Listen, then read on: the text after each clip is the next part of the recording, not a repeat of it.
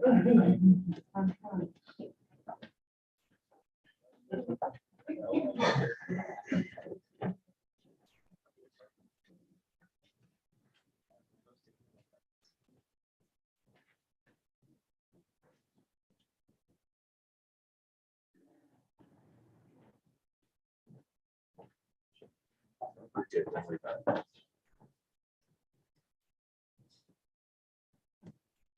all set? All right, good, Jay. We're all set? All right. So welcome everybody to day 2 of our City County Broomfield City Council focus session. We appreciate everybody's attendance. Yesterday was a great day, I thought, and we talked about a lot of different things. Today, we're going to focus on safety update and talk about mental health and where we're at in those types of services. So without further ado, I'll introduce the chief, or as I call her, the sheriff. Welcome, Madam. You know, does everyone realize that I have both those titles? Yeah. Quite unique. And thank you for letting me be here today. And I love that I'm closer to you guys. I feel so disconnected when I sit at the podium in the council chambers. And then I have to wear my glasses when I can't see. So that whole thing goes on. But I want to introduce a few of the folks who came from the PD.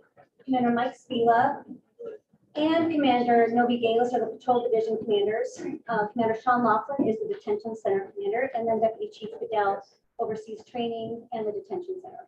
So a bunch of different hats. And I'm going to actually have them participate in some of the presentations today because I think they're really the experts, and I think even the future for council. Sometimes I think depending on what the topics are, I think I'm going to bring my SMEs in so we can really ask the questions of the daily stuff that's going on within our police department. I think I actually have the power. Thank you. Okay. I'll try not to mess with you as we go. Okay. So today we're going to talk a little bit about, go back to one. I didn't know how sensitive it was. I got it. Perfect. So this is something that you've already seen. This is not different from the presentation I did just a few weeks ago. I didn't know if we have more community members here, so I wanted to include our crime stats. So it's kind of a rehash, but basically motor vehicle thefts, as you know, that's the hot topic in policing right now. 395 last year versus 283 in 2020. You'll see all the other property crimes go down, which is really unique for us in Broomfield. We're not seeing that across the state or nationally for that matter. And then I've highlighted the top 5 cars that are stolen, the type of cars that are stolen here in Broomfield. You got it already? Okay. This next one you've also seen is the person side of crimes. I won't go into it too much, but obviously the homicides last year, we had the 3, 2 with a blunt object and 1 with a weapon. Sex assaults went up. That includes our peeping toms or indecent exposures. That's why you see that incline, and then assaults as well. Interesting, just last week we talked about, we were seeing an increase in domestic violence cases. Sadly, we're at 24% increase versus last year. We're working with our DA's office, and for those of you that follow us on social media, just I think it was Wednesday or Thursday this last week, we put up some information about ODARA training. We're trying to see, it's really hard for us to be proactive on preventing domestic violence for obvious reasons, but we're working with our district attorney to have a point system. It's called ODARA training, which now I'm drawing a blank on what that stands for. Basically, it's domestic violence training for our officers so that when they respond to a crime, to an incident, an arrest, a domestic violence incident, that they do, it's almost like a point system, so that when that case goes to the district attorney's office, they then take that and evaluate what resources that individual should have. It also evaluates, is this going to be an increased situation where this victim is at a higher risk for something serious, something bad happening, maybe even a homicide. So we're trying to be proactive that way. We purposely put that information out on social media last week just to kind of share that with the community, but that's a hard one. And it is up, so I just want to share that. That was different from the last one. Question for you. Yes, Do you sir. know what is causing the uptick in those? We Is don't, it like- but I mean, that's the. Are you looking at like the underlying factors, like maybe it's economic stress or?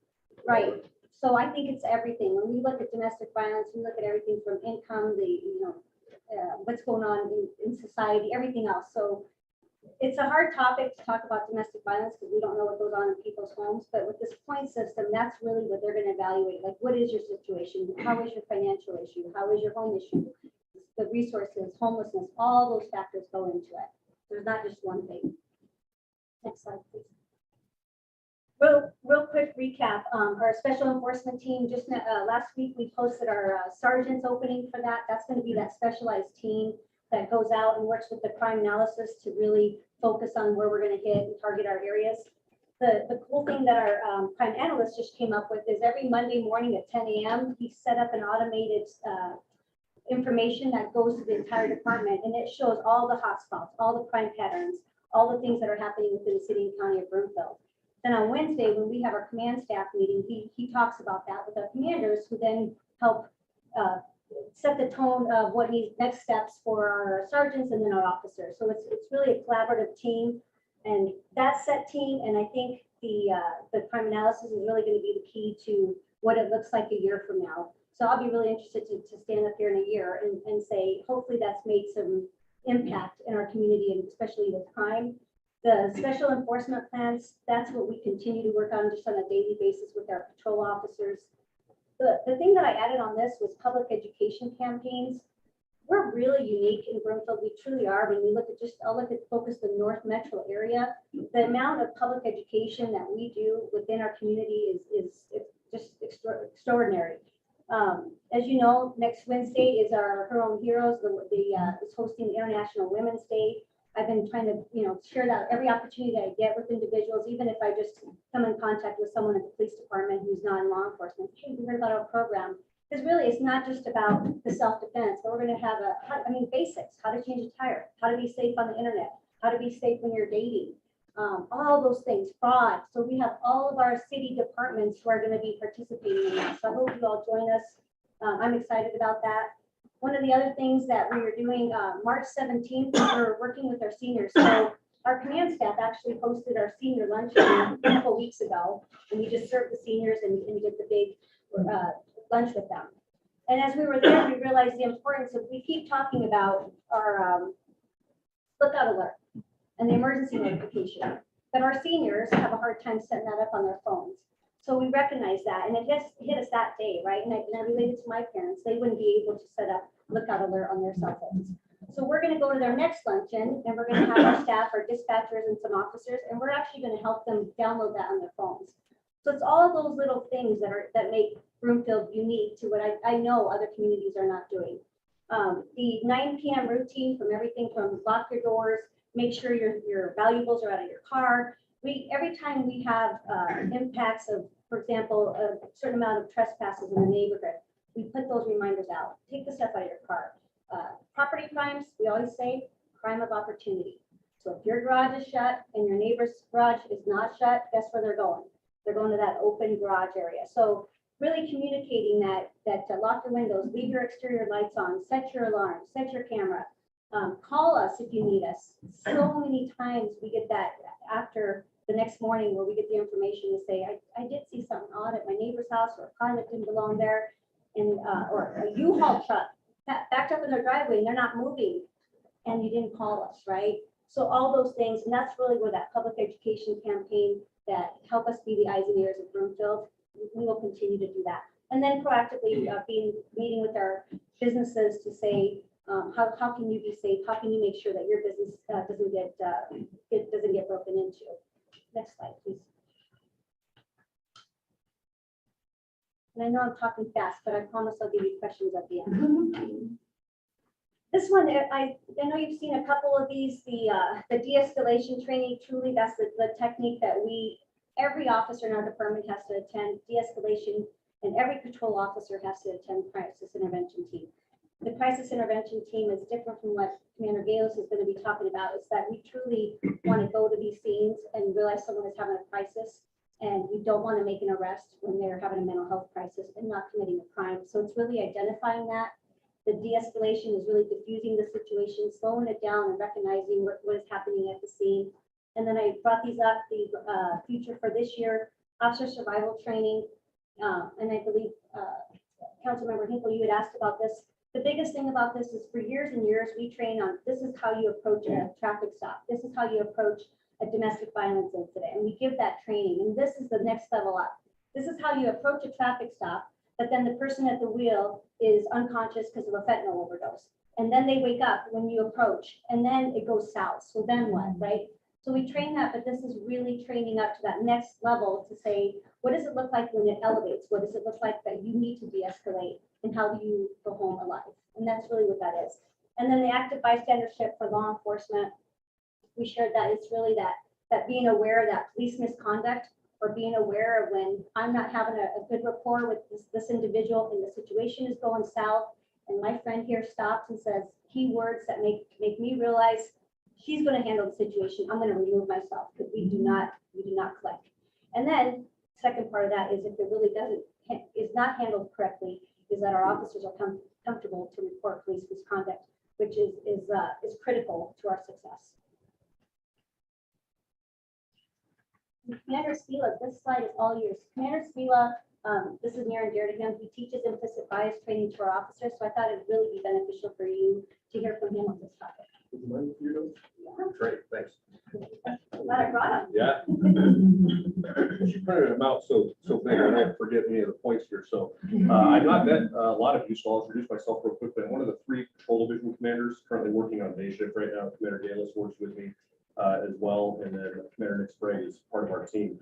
I'm really happy to be able to talk about this with you guys, and I will probably talk very fast as well because talking is not a problem for me. I will probably go long, so I'm going to try to go very short, but in order to squeeze in what I want, I may start talking pretty quick. So implicit bias training, I'll be honest with you, I volunteered to go to this. We had to go out to Virginia to get trained as instructors in this, and I volunteered, but from the perspective of I'm going to debunk this because I'm not biased. I know I'm not biased. I've been doing this 26 years and I feel like I treat everybody fairly, everybody equally. So I'm going to go out there and listen to what they have to say, and then I'm going to mold it to what we need to have here in Broomfield. And real quick, I am going to need a little bit of participation. Who in here thinks that they're biased? All right, I love that you guys are raising your hands. I love it because the fact of the matter is everybody has some bias. It's akin to stereotypes. Every single person does a quick snap judgment and they look at somebody and they make assessments. It happens when somebody walks up to your podium, right? At the 3 minutes of public speaking, you size them up right there. It happens to us when somebody opens the door or we walk up to a car on a traffic stop, we're immediately making judgments. The danger of that, of course, is that it can affect your behavior. And that's really the definition of implicit bias. It's the stereotypes and the attitudes that affect you in an unconscious manner.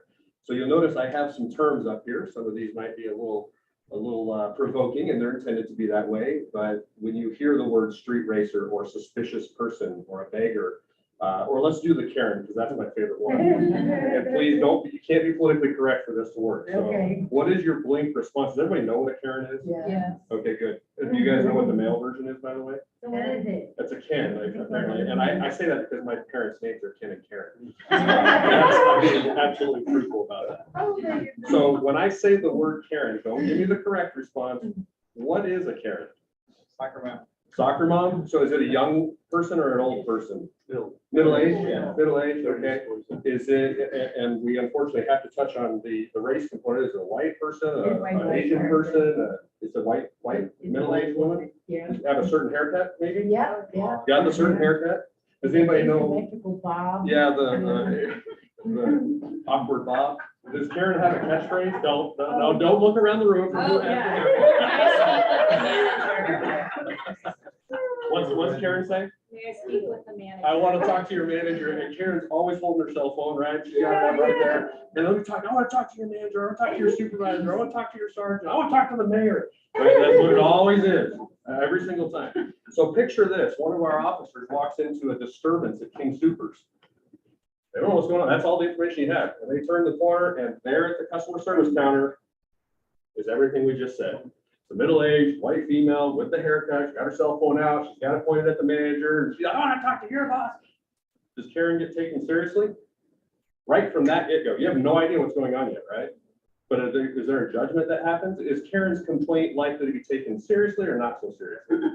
Less serious. Probably less seriously, right? Because just that snap judgment. Could it be that Karen is so upset because people aren't taking her seriously? Sure. Probably.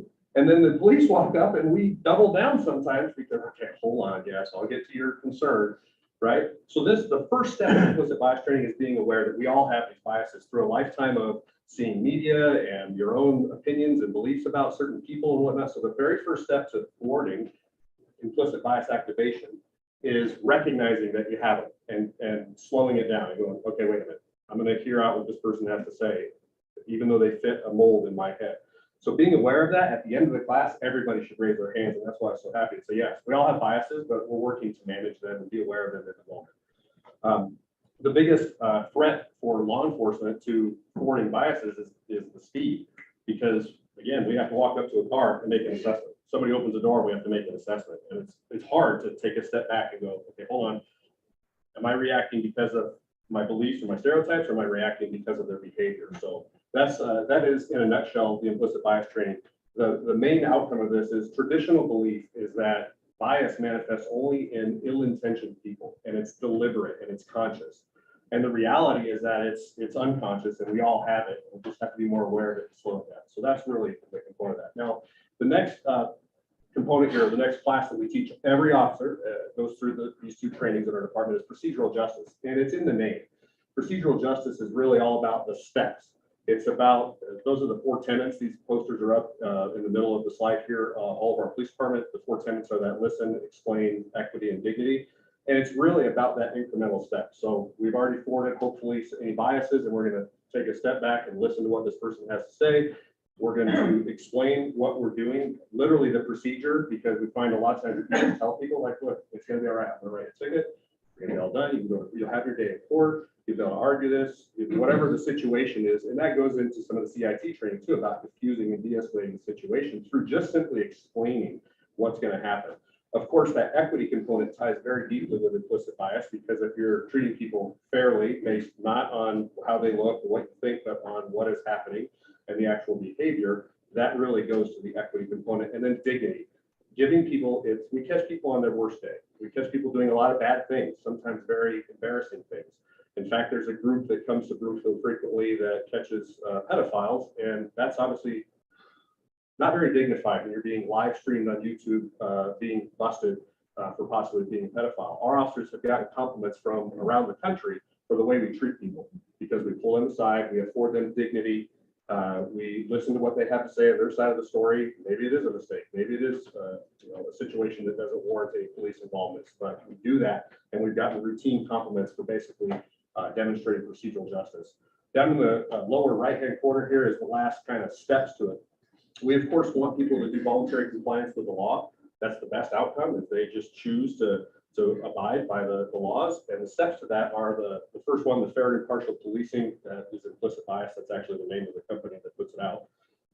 So if we're doing fair and impartial policing, and then we're listening and explaining and treating people with equity and dignity, that's your procedural justice. And hopefully that lends itself to law enforcement legitimacy. And they believe in what we're doing, and they believe in the laws, and they follow along voluntarily. And we don't need enforcement per se. So that's really the goal. This last video, real quick before I move on, it's 1 minute and 50 seconds. I'd like to play it for you real quick because it summarizes all this, and it's a fantastic story. This is Chief Chuck Ramsey. He's retired, worked at a couple different agencies, but I believe Chicago was his last one. When I was a sergeant working narcotics in Chicago, I had a guy that worked for me named Paris Patton, and Paris was one of these guys that, I mean, he could sweet talk anybody. He was a guy that, even though we would hit a raid, narcotics raid, and back in those days, I mean, you literally hit the door with a sledgehammer, all kinds of chaos, people, you're trying to isolate folks so you can make sure they don't have weapons or whatever, and it was pretty chaotic.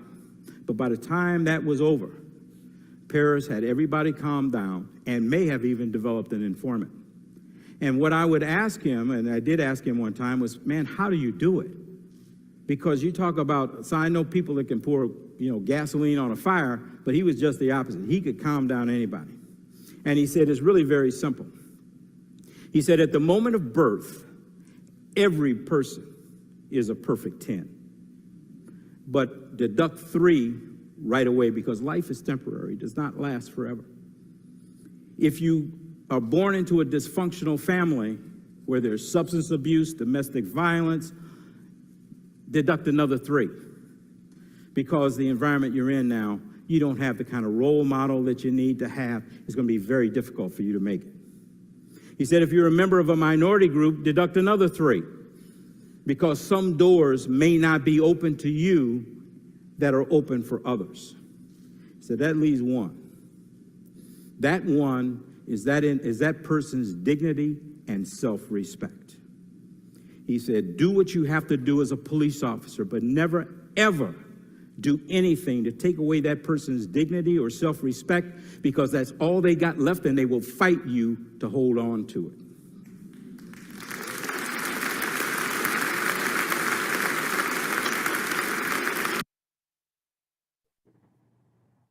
So I think that sums it up pretty well. I mean, that gets played actually towards the end of the presentation. These are both full day, 10-hour presentations, or trainings, I should say. And that's one of the ending ones, because man, it really ties it in a 2-minute story. So go ahead and go next slide, whoever's got the clicker. When I was a sergeant working narcotics in Chicago,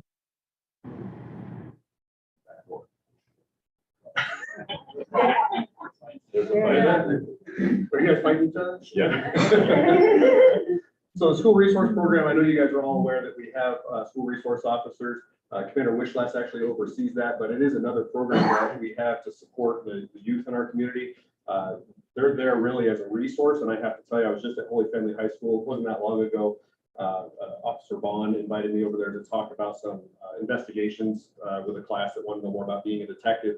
And I was absolutely impressed, shocked, whatever the word is, about walking through the halls and everybody knew Officer Bond. The kids, hey, Officer Bond, hey, how's it going? And he knew all the teachers and he knew all the kids. I mean, it was great. He was just another friendly face in there. And that made me very proud of our agency, first of all. And secondly, you just realized they probably come to him with any issues or questions that they had. And that's really what I believe the program is all about. It's kind of it takes a village approach where you've got representatives in all the different corners that can help out when necessary. And he was a great example of that.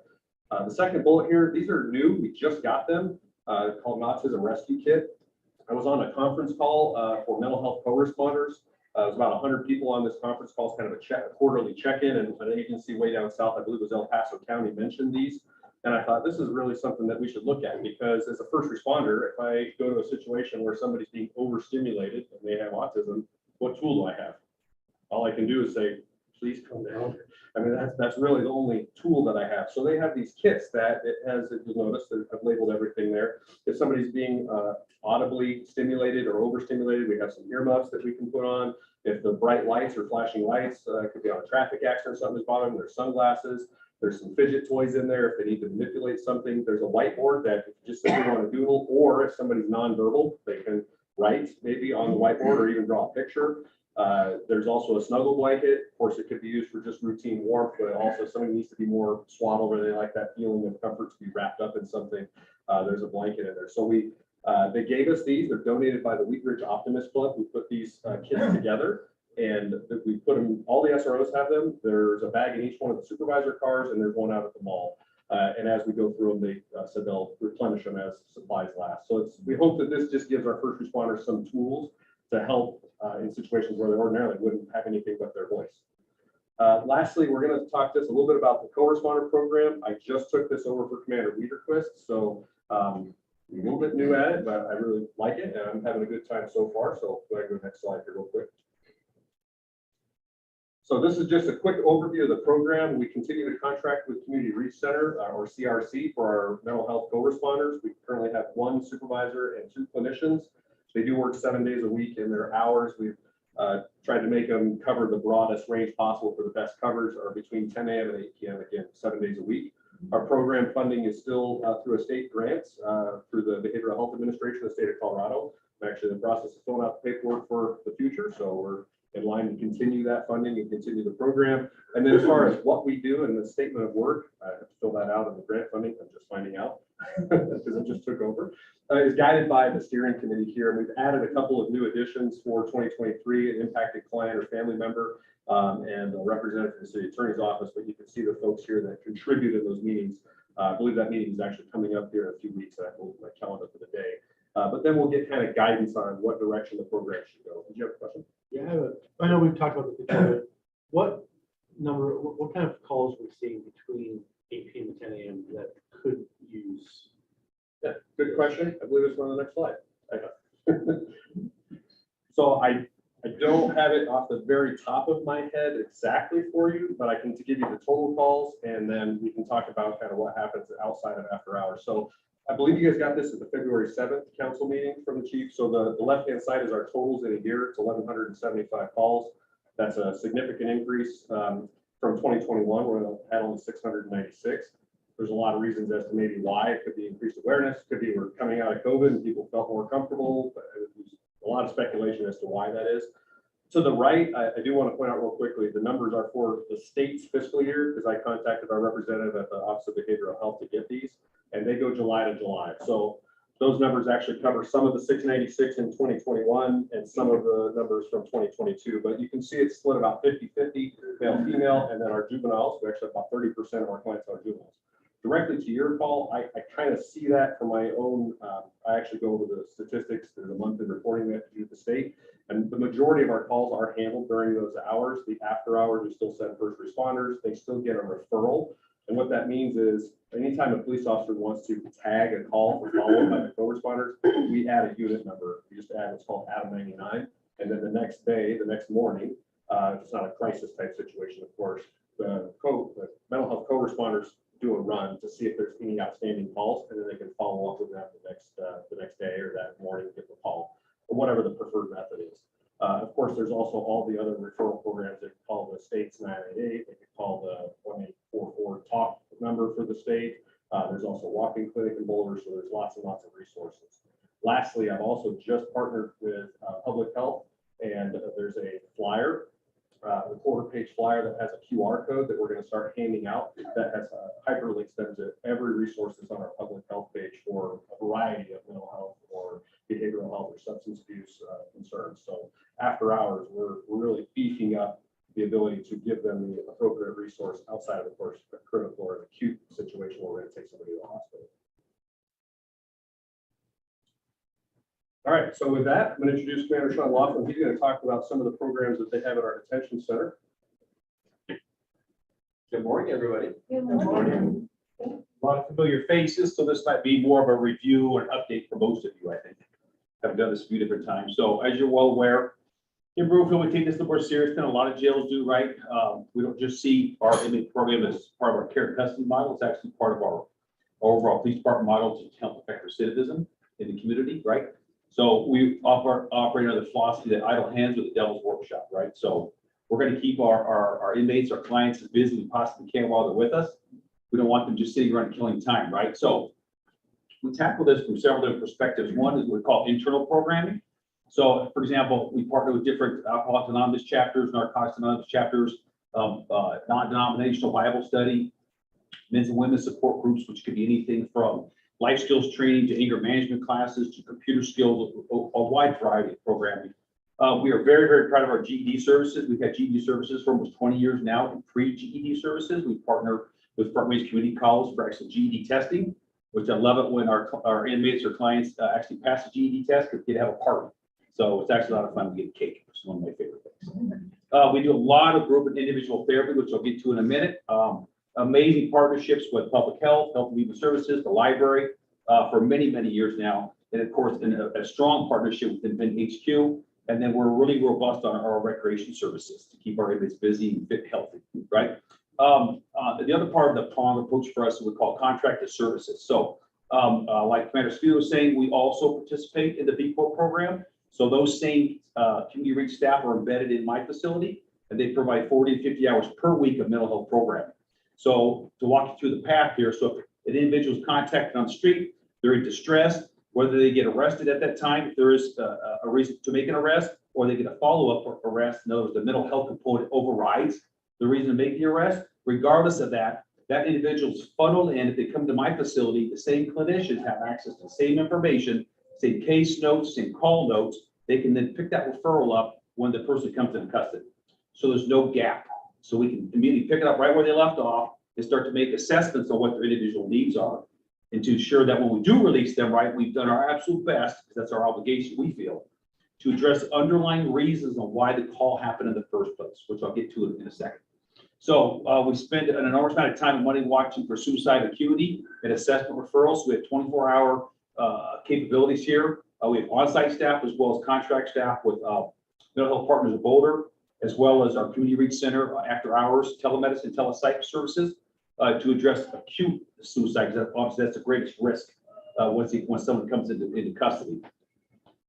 Mental health chronic service is also a huge component of what we do, and that's addressing more of those chronic, long-term mental health issues, whether it's the need for psychotropic medications, underlying criminogenic factors. What is it that puts the person in the situation that created the stress or the incident that led to the police to be called in the first place, right? We call it root cause analysis, right? I'm sure most of you are familiar with that, right? We are one of the few agencies in the state of Colorado that's already compliant with the state law on medication-assisted treatment. So, for example, if an individual comes into our custody from another community-recognized medication-assisted treatment program, so opioid treatment, right? And or they come from another facility who they were already in that program, we will honor those case notes and that medication, and we will keep and continue them on that program, right up into include discharge and then a community referral out. So what we try to do is eliminate the gaps, right? Because someone will come in, a lot of agencies, they don't offer these services. They'll be in a good place in the community, for whatever reason, they get arrested, right? Good, bad, or otherwise. They end up in custody, the program is dropped, and then they get released back out with no support structure. You can probably figure out what happens next, right? We end up recidivism cycle, right? So we're doing our best to break that. So we have clinicians now that we're paying for that run the whole program. And then we are very, very proud of our partnership with Boulder Community AIDS Project, BCAP. So we've had this partnership for, I think, about 10 or 12 years now. And those particular services, they'll come in and offer vaccinations along with our public health department, which do an amazing job. Huge partnership during COVID. I can't even begin to explain how helpful public health and HHS was during that component of it. But this is huge because for a lot of individuals, they come in and some of these medications are just insanely expensive. So BCAP already has access to several grant funding streams. So they have partnered with us through MOU to provide those medications to our inmates. So prior to discharge, we can get them started on those medications, whether it's AIDS medications or hepatitis medications, all sorts, other types of medications that are cost prohibitive to just go out and get on your own, or they're not insured, right? Because that particular demographic that we're serving, right? So they'll turn around and then they'll provide them. And then when we discharge them into their program. So there's no gap in care of custody. So any questions on that? I'm not cooking here, but okay, good. So discharge services, this will be the update for most of you. So we have really expanded our discharge service model here in Broomfield. Again, our core belief, and this is Chief Hippo's core belief as well, that we will do what we can do to prevent future crime. And one way to do that is to provide these discharge services to help fill the gaps, right? Recognize that jail really is the center of the criminal justice system, right? You can't go to prison unless you come to the criminal justice system. You can't go on probation unless you come to the criminal justice. So we are really at the core. So we've embraced that instead of running from it, like a lot of agencies do. So one key gap in the United States of America, and it's sad to say, but when you get arrested, you are suspended from your Medicare, Medicaid services instantly, right? Now, Broomfield, probably all agree, we are not a reporting agency. We don't do that on purpose for a variety of reasons. One, the family members and the significant others of that individual who secure those services, they should not pay the price for that person's being arrested. So we don't report the suspensions, but through other mechanisms in the government infrastructure, if you will, oftentimes individuals, their services are suspended. So we recognize that happens, and we partner with public health and health and human services to get these individuals identified on the very front with it in hours of coming into our facility to get their benefits either re-enroll or get them enrolled, because a lot of them don't even know that these services are available. And it's an enormous boost to be able to sort of backstop, if you will, a lot of these core services, whether it's food, medical, transportation, right? So it's a huge umbrella of services that's out there for them. So we spend a lot of time identifying them and getting them scored away so that the day they get released, they are instantly back in the service instead of having what's called a 30-day delay period, where they're just kind of out there in the community looking and fighting for resources. We can have a front loader for them. So we're also the only jail in Colorado, and one of the few in the country, that has an actual jail inpatient acute psych program. So also a little side note, in most jails across the country, I cannot force psychotropic medications. And we can debate sort of the morality of that, but we have an individual who's clearly decomposing mentally in a jail, right? You have to take some type of action. And unfortunately, in our court system, it could take 6 to 9 months to get someone certified legally to go to the state hospital in or Fort Logan now to get that type of acute treatment. So we partner with a group of district attorney's office, public defender's office, city manager's office, court system, all of our court clerks, and the judges of, let's see, Delicava in Boulder, as well as Centennial Peace of Boulder are partners, and of course, the detention center, under the direction of Chief Hippelman, who approved this. We can take an inmate now that we can clearly see is decomposing quickly mentally, right? But from a criminal standpoint, I can't just say, hey, go out, right? Go get treatment, right? The judge wants that person in a secure custodial setting. So we staff them with their multi-systemic team, right? Medical, mental, security staff, create a referral, and then I now have the authority as vested by me by Chief Judge Quick for the 17th Judicial District to transport this person to one of those two facilities in a locked unit where they can get stabilized, not 6 months later, maybe 6 days. So it's a huge boost, and we've seen amazing dividends pay off already because we can speed that individual's participation in the criminal justice system up substantially, because now they're mentally in a place where they can actually aid in their own defense, as opposed to waiting 3, 6, 9 months for the state of Colorado to take over that responsibility and then loop them back into the criminal justice system. So it's a huge program. The other thing we do that recently started, and we just signed a contract for this, it's a partnership with the public health and HHS are already doing this. The municipal court is already doing this now. We've brought everyone together. And then now the detention center is doing this, resource identification allocations, right? Again, as I said earlier, we are huge on identifying those core criminogenic factors of why someone commits a crime in the first place. Is it lack of education? Is it lack of income? Is it no employment? Is it no history? Sometimes they don't have a cell phone, correct? They don't even have a resume. So we look at those core identifying informations, and our clinicians now work with a program called Unite Us. It's the first in its history national level program that takes all the resources, like 283 right now in the Denver metro area, right? Identifies them, creates a case assignment for that individual. Say, Mr. Jones doesn't have transportation, but has a good job, but struggles of being late to get to said job. It is a risk of being fired from said job, right? So we identify agencies that are community-based, usually grant-funded, that provide free transportation to Mr. Jones. We create that link for Mr. Jones, secure those resources, so Mr. Jones gets released, he now has guaranteed transportation to get to his job. So it's just a simple, it's an oversimplification of what it does.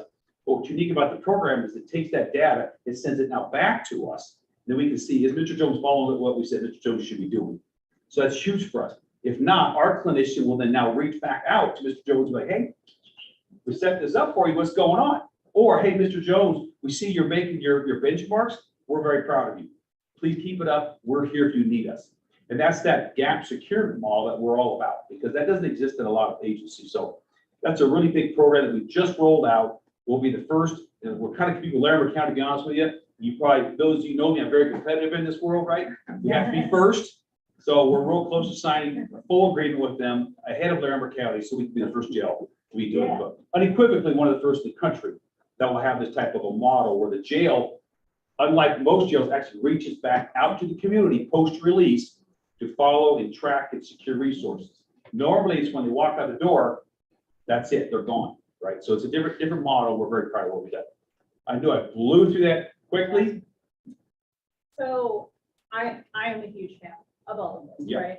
I am really supportive of the fact that most crime doesn't come from nowhere, it doesn't just happen. Correct. There's some sort of hurt, some sort of thing that needs healing or needs resourcing or something like that. That said, I wonder if, do you all ever feel like you get pushback because you're being soft? Like jail is not, being in prison is no longer a punishment. Instead, you get to do all these things. Like, I hope you don't, but I'm wondering if you all ever feel like you do, and if there's anything we can do to support you with that. So I'll be honest, internally, great question. Internally, I don't get any pushback, right? I know a lot of you individually, city council members, like I think of what Councilman Shaft did for us with our dental program and put a little push. We do very robust proactive dental programs that are reactive, like probably 99% of jails in the country do, right? The only solution to a bad tooth should not be to pull the tooth, right? So with his help, for example, so I don't get any pushback here. We get a little chastising, I will, a little friendly jabber from other agencies, because they're more that what I call tough on crime model. Completely irrelevant to the fact, to your point, that there are foundational criminogenic factors in why it's not organic. There's some reason why that person committed that crime. And if we can affect that, right, to your point, then we can maybe reduce the recidivism rate, which is overall crime rate, of course, in Broomfield, and get that person in a better place. So we get a little jazzed, right? We go to other agencies when we talk about what we do, but internally, quite frankly, we get enormous support from everybody else. Yeah, and I was gonna add, you kind of just took the words right in my mouth, is we might get that from other agencies, but that is why Bloomfield is different. Is if we can prevent someone from reoffending or going back to jail, then we've done something right, and that's really our goal. That's why these resources are critical to someone who gets out, so they don't steal another car, so that they don't assault someone, because they have a job, because they have resources, because they're getting mental health services that will help them be better so that they don't go home and have a domestic violence incident. It's full circle. It starts, it's not just the patrol side, but all this, the detention side, and these programs are critical to not having that recidivism back in our jail. It's critical. And that's truly why we have that. And I think it's really important to remember part of the conversation that we had about breaking down the silos. So everything that you see here was not a year in the making. It wasn't 2 years in the making. It wasn't 3 years in the making. The solid foundation started about 5 years ago. Commander Laughlin's been at the jail since the inception of it. I think a piece of it is the level of expectation in Broomfield is this. So pushback, you know, not to be too hardcore or anything, but like when Renee and I are out, we get pushback, it's talk to the hand, right? So noted, thanks for your opinion. And then we continue to do this. Councilmember Cohen. So to that point, what tracking or data do you have in terms of recidivism? Or is it too early? It's too early, quite frankly, and it's really difficult because what is recidivism, right? Even the RAND Corporation, right, with their science think tank, they can't even decide what is the actual definition of recidivism. So we can try, we know it's lower, just anecdotally to the fact that since we started many of these programs, right? Yeah. Right, to your point, the jail counts only got up between 15 to 20%. Yet the population of Broomfield, right, that we've all aware, has quite frankly doubled, correct? So we're looking at a facility right now, we're only using about maybe 65 to 70% of it, which is a phenomenal problem to have for Broomfield, because we have capacity. When the jails around us, like Boulder, for example, there's bursting at the seams. So for specifically recidivism, we can go back and identify, but I know just looking at our population numbers for Broomfield, it has to be working, or else our jail would be as full as every other jail around us right now. Are you able to track, like, I mean, like website traffic, there's unique visitors and.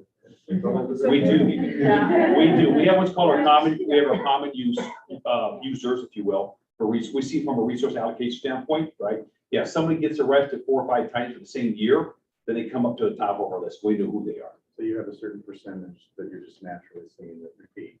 Yes, like all jails. Right. Right. Does it compare favorably to surrounding? Oh, ours are much lower. Yeah, much lower. Yeah, last question, real quickly. The term detention always makes me think short term. Correct. So what is the average or the range of length of stay? So quite frankly, this is a little odd because to the point, our sheriff, right, runs the jail by state statute, right? So we have to take everybody up to 2 years and or during pretrial status. We've had some arrestees that have been with us for 3, 4, 5 years because of the mental health component waiting to get through their cases. But simple fact is we could have somebody for under an hour. Right. Right? So basically from an hour up to state statutes, 2 years. Beyond 2 years on the sentence, they have to go off to the Department of Corrections. John, what's the average length? So we're just under 30 days is the average. 30 days is average. You do have a max of 2 years. Correct. For a small percentage. For a very small percentage. Yeah, but overwhelmingly because of a variety of reasons. Bail bond reform, for example, is a good example, right? Because of how fast our staff are processing individuals between patrol all the way through detentions, we could have somebody in and out of jail in an hour. You said the average was 30? 30. Yeah, And I think it'd be really hard to tackle recidivism it in a 30-day. it completely is. Yeah, and again, that gets to the definition of what's recidivism, right? An arrest within 6 months, an arrest within a year, an arrest in our jurisdiction, an arrest statewide, an arrest nationally. Right. Well, and I think Councilmember Cohen, we know that the majority, a high majority, aren't Broomfield residents.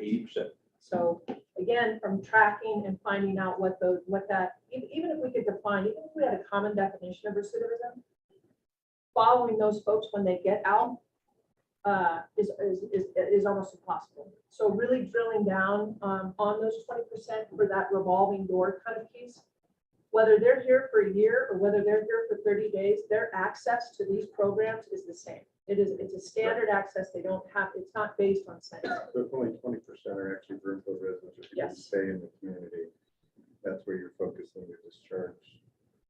So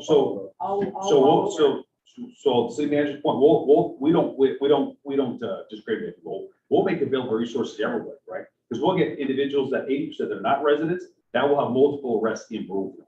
So we think we can make an impact on those individuals as well. But it's, to your point, it's a lot easier with 20% because we know that they're embedded with like other HHS, right, or public health services. And there's so much overlay now that we're all aware of. Now that we, of course, this is new to Broomfield, we've been doing this for years. A lot of other agencies just now discovering they also, that they share the same clientele, right? Probation, court system, HHS, public health, detention center, right? And we've known this for a long time, right? But the 20% is clearly a lot easier because we all know the overlap and we all talk to each other. So I have a question regarding this in relation to domestic violence program we were talking about a minute ago. You talked about that in light of the victims and what they need for services. But does that data also impact the services that the accuser, the perpetrators would have? Absolutely, in a variety of ways. One, we do it internally, so we do a lot of anger management training. Sadly, fellas, mostly for the men, right? Because the primary perpetrators of these crimes. And then we also then link it back out in the sense that we know there's broader community programs that are out that also offer the same services. So we'll do discharge services to there. So because they're all part of that same co-responder program, right? When they're acute, we get the same names right off the bat from the moment of the arrest. So when they do hit the jail, we know who they are, we can identify them, we can track them into these programs. And then now we overlay with the courts, because the courts can order, like I can't make someone go to these programs, right? I can highly encourage them, I can make it easy for them, but the courts can actually say, you shall go do this as a condition of your release. And then we're there to accept the shalls into our program. One other thing I can add real quick is, again, I'll step up front so the owl can see me.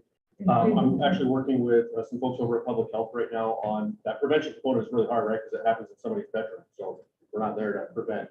But we're trying to share data with Public Health on where these hotspots are from a geographic standpoint so that they can market services to those areas.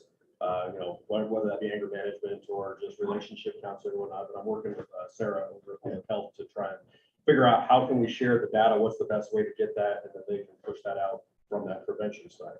And one actually follow up to that. With the domestic violence, are we having the red flag laws? Are we doing anything with that?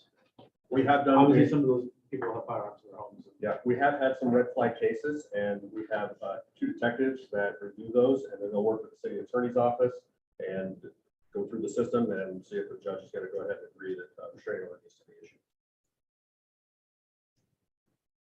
Yeah, so I was really happy to see about the autism rescue kit.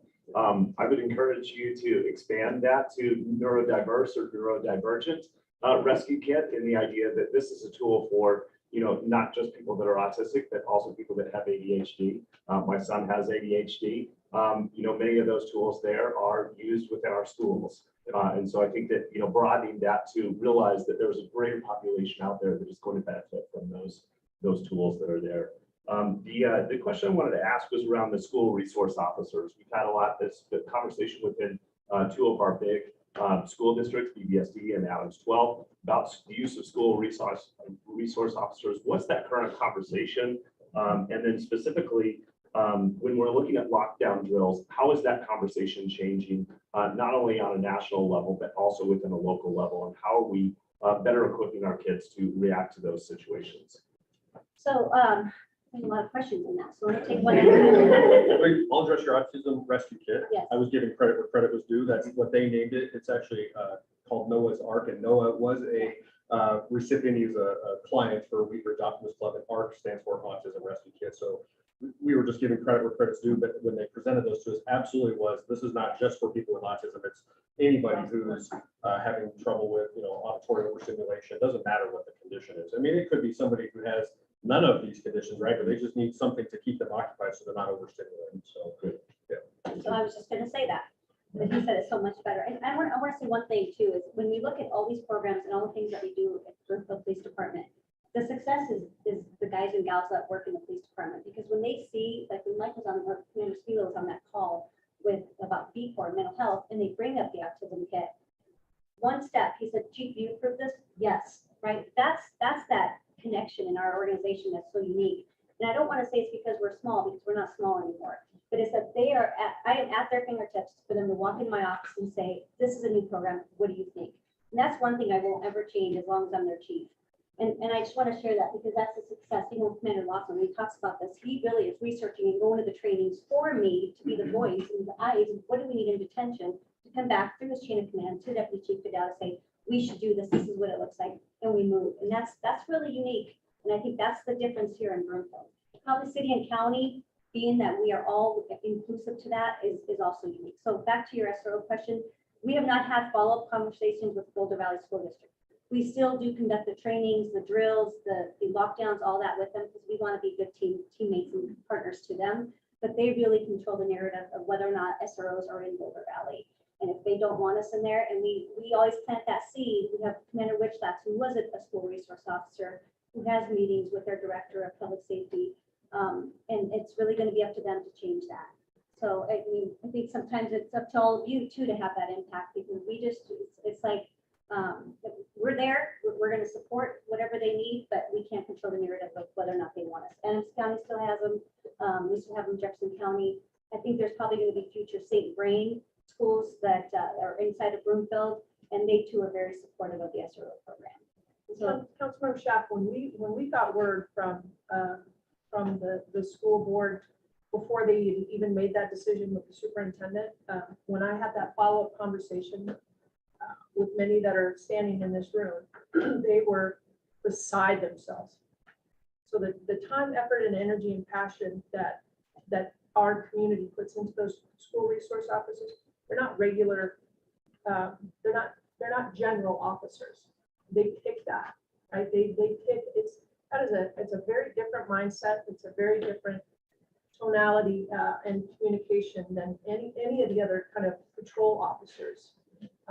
And so when they get in that field, they don't rotate, right? I mean, they are chosen for that school for a reason, because of the continuum of care, if you will. So we couldn't believe it originally when they said that they were going to pull those school resources. We were there a half a dozen meetings to be able to say, how can we make this work for you and still meet your, all of your, post 2019 goals.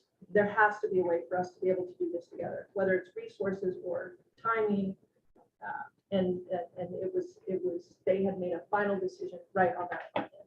So again, supporting from behind, but driving forward. It'll be interesting to Councilmember Cohen, who loves the data, to really be able to understand if they're private officers that they have now recruited to be in those schools, how that works.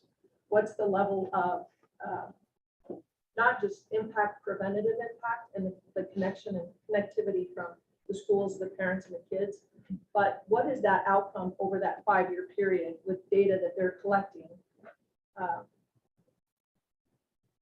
from the core values, right? Are more kids getting suspended, expelled, the number of fights, the number of contacts or engagement outside of that school? It'll be fascinating to see what that data reflects. From the boots on the ground perspective for you, we're still going out, and we still have a great relationship with Boulder Valley Schools. There's just a third player now, right? It's the administration loves us, they want us there, the officers don't mind being there, but now you have that school safety advocate, which is their staff member that's in the mix now. And I think that the end result is, remember I told you a story about Officer Vaughn, that relationship component is what's probably suffering on boots on the ground level right now. Because now the kid, there's not that element of trust or that relationship that's there, that they feel more comfortable going to that person because they're there every day and saying, hi, how you doing? It's just a random police officer that shows up to a call for service. And also don't forget that our school resource officers are often able to leverage those relationships and have more or greater effect in the school than just a purely reactive standpoint. So I hope the SRO program comes back to Boulder Valley because I think it's a real vital component to those relationships and the trust in the community. But it's not that it's not happening now. It's just there's an intermediary now. Yeah, you know, when they were looking at that, the number of meetings that we had, when they were telling us that they might take the SROs was so impactful. And I remember making many presentations. I was a deputy chief at the time. I was the first school resource officer at Legacy High School in 2000. So it's very near and dear to me. I knew the impacts, I knew the relationships, and they're so critical. I mean, for a young person to see the badge and go past that and humanize it to say, oh, it's Anea. And I just talked to her about my mom and my dad and my brother did this in soccer and our school resource officer McCain, she taught or coached softball at the high school while she was an SRO. So think about the impacts of that, right? She's a police officer. She's also a coach. She just did it on a volunteer basis, all on her own time. And how the kids see that. That's Officer McKee, but she's our coach. And that relationship, and then when you get pulled over on a contact, you don't have this, it's a police officer, it's a cop, right? It's, oh, that might be Officer McKee. And those relationships are so critical, even to policing in the future. And it's really sad to see that that's gone. For me personally, I would love, as Candace said, I would love to see that program come back. But we do still provide the service. We won't stop doing that because of the safety to the kids. And that's really what matters, is the safety of those kids. I hope I answered all your questions. Yeah, specifically lockdown drills. So how is that changing within Broomfield and are we taking a different tactic on that for? So two-part to that. One is we continue to do the lockdown drills as we have. Just 2 weeks ago, I received an email, and I don't remember the gentleman's name, just kind of questioning, well, how are we doing lockdowns? And I get a lot of those. I get emails daily from the community.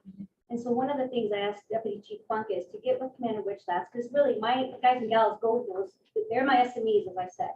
And I said, I'd like for us to look at how are we doing lockdown drills? Is there a different way of policing the lockdown drills? Is there a different way to handle those? Because of there's studies on both sides. You really could go there and say it's scary, it's stressful to the children, it's you could go one way or the other. And then we look at it from a policing to say it's truly how we can keep you safe. So what I asked, and I actually have an email from Deputy Chief Bunkett that came from Commander Wichlast just yesterday to say here's what our overall view is. And we continually look at our current practices to say, is this how we should be doing this today? Is this a different way of thinking? Is this better? So we continue to work on that, but the lockdowns will continue in every school district for now. All right, next slide, please. Oh, quick question about like talking with the school resource officers. Yeah. Has there been any thought put in? So there's been a couple of times there's been confusion that's come out of like when the schools my kids are in. And when it's like, so sometimes they have lockdown drill because of an active like that, but they've also had times where they've initiated like, it's not always clear, like sometimes it's not a active shooter. Sometimes there's holds and there's all these different statuses, like a little more clarity on, as a parent, when it comes across, like there was an instance, I won't get into details because they don't want the details of, but there's one where it was for the protection of the students and not see something that was happening. And they miscalled it. I think they called it a lockdown, but it was actually a more like a hold or something. And so the parents got upset because the kids were not secure. They're in the hallway, but they were trying to prevent them from seeing something. So I think a little more thought in that process of graphic to the parents, like what's a hold and what's a lockdown and what's a, So we have changed that. So we say lockout and lockdown. And now we say. Secure status is the go business normal. So there's no confusion between the lock, what's the next word? So they've gone to secure status is clear language about just secure, the facility goes on business as usual, but it's to deny people entry as best as possible. Lockdown still means what it means. It means there's a problem right now and we need to lock down completely. That's the locks, lights out of sight kind of person. And that is exactly why, it's because there was confusion and there was confusing for the officers, right? So we would just use clear speech and what we always say is, so tell them to lock down the school. There's a suspect that's in the neighborhood, right? So we were just using just clear dialogue. But when the school received it, they would say, is it locked out or locked down? And then they would also be confused. So it's better just to, and that's why that terminology did change recently. okay, yeah, that'd be helpful to I just had a student, a middle school student, talk with a teacher at their school, and it was during after hours. And the police came to the door, but there was like 3 or 4 of them. And then it kind of re-traumatized the girl because she was in a crisis. And so I'm wondering if there's just ways that we could have we thought about this just in the after hours? You know, instead of having, you know, 4 police officers show up at a door, you know, maybe something more of a soft approach to that. She just seemed to be, we'll probably get a letter in the next couple of weeks on it. And I'm trying to like de-escalate the situation, but also reiterate that it is kind of intimidating for teenagers. And I am for SROs, I actually really love the fact that they see that badge and it's more of a comfort versus an opposition. And so, but that person does have an SRO in their school. They do trust their adults, and that's why she told an adult, and the adult said, hey, this girl needs help. But what happened is that it kind of made it worse with the presence of 3 or 4 police officers at the door. So, I can help you. in full on uniform, you know. So let me explain a couple things. So anytime we have a mental health call, we're sending 2 officers. That's rule number 1. We're never gonna put our officers of safety to say you go alone because that might help the situation. 2 mandatory. The thing when I hear 3 or 4, my first instinct is one could have a trainee. We have trainees We have right now, trainees. so We have a lot of it looks trainees right awkward, now. but So when they show up, for example, I had someone, and I would love to share a video with you guys in the near future. I had, this is totally off track, but I'm gonna share this. Is we had someone who emailed me, they were really upset about how an officer handled the traffic stop. And so they painted this picture of how disrespectful and how rude this officer was. Well, guess what we have? Body worn cameras.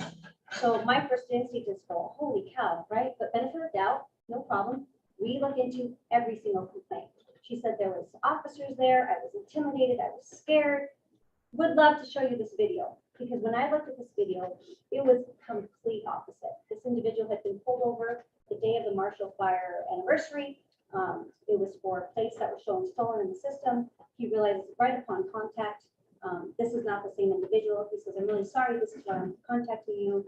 She says, well, I'm having a really bad day because of it's the Marshall Fire incident anniversary, and I was a victim. He says, I'm really sorry to hear that. This came in from Adams County. I will contact Adams County for you, so you don't have to have the hassle. And she says, and there was officers, which is really intimidating.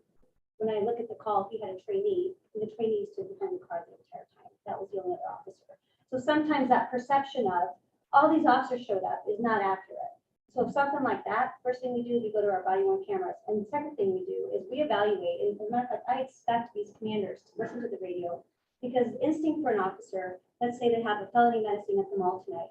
And so the might be something like security is chasing down a guy at Macy's who stole some clothes, and they have a gun. And you hear him go, 121, I'm en route, 131, I'm en route, and you have all these officers en route. And the expectation of these planners to say, or the sergeants really, this first line is to say, 3 officers is enough, and then shut down the other units and remain and cover the rest of the city. So we're very aware of that, because we don't want that perception of all these officers showed up, because it's really alarming. You all hear it too, right?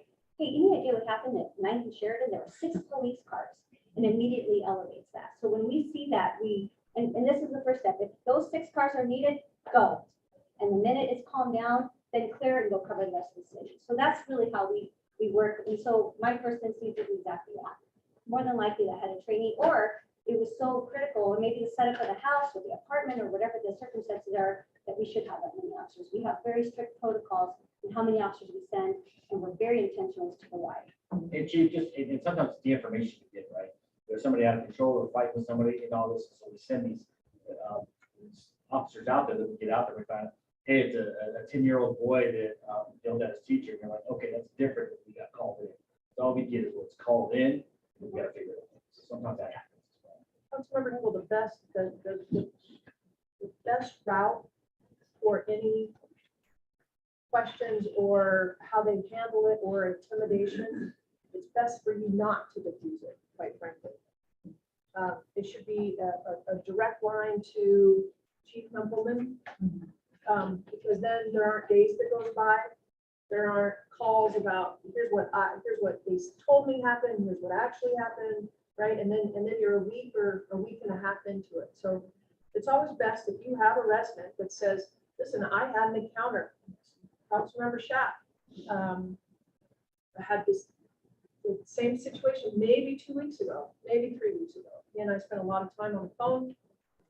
The woman had already was aware of the situation, and so that frontline communication, so there isn't any miscommunication. Are we going to hit 100% of the time? Absolutely not. But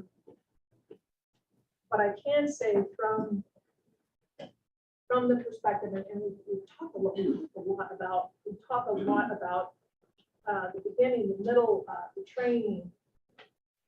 I think part of the communication about feeling intimidated, where somebody wouldn't necessarily feel intimidated 5 years ago with the very same incident, could very well feel intimidated now, right?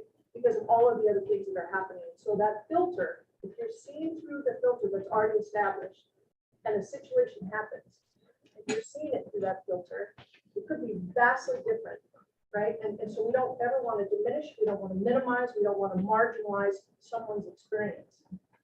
But it's best that their experience can be related immediately or as soon after as they feel comfortable telling you, right? Kind of that handoff. Because that shepherding, it puts you or any council member in an awkward position when all you really want to do is facilitate the conversation to whatever the outcome's going to be. So I will say that it was a person that was not wanting to even email anyone in council. So it was actually a text. So that's like the intimidation. So it was me more saying, I actually think we need to hear from you via the email. So it's up to them. I put it in their order, but yeah, I will say that it is important though to listen to our teenagers saying, I felt intimidated by seeing someone come up with all this stuff this year, right? Sure. We hear that a lot with our unhoused population. They hear over and over, sure. like, what is that? What does the presentation of an officer look like? Could there even just be like the simple construction vest that could be put over? So it's not like anything to sort of like not put out all these gear, which you need, and I understand that. And sometimes a mental health crisis where you could make that, right? But I don't know. I mean, we have to listen to our teenagers. And we really look at, and I want to say this to you, is you have my word that anything you send me or the community sends me, we follow up. It may not always be me, because I deal with That's right, I told every her. single thing that happens in the city and county, detention center included, right?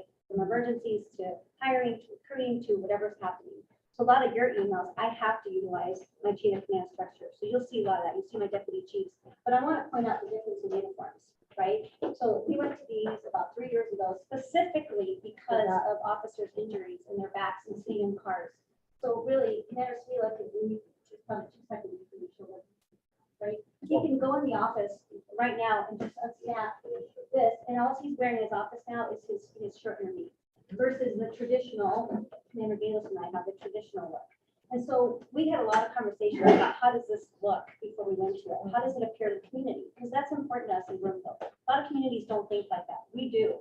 But we realize for the benefit of the officers is for their backs, for their, their studies. Work comp. Yeah, work on. Stuff. The only reason we have these is so that there's less injuries than this. Everything is right here. I have a bad back. Every officer retires with bad backs from wearing all this. And this you can take off, and the weight is no longer, it's equally distributed. There you go, equally distributed. Thank you.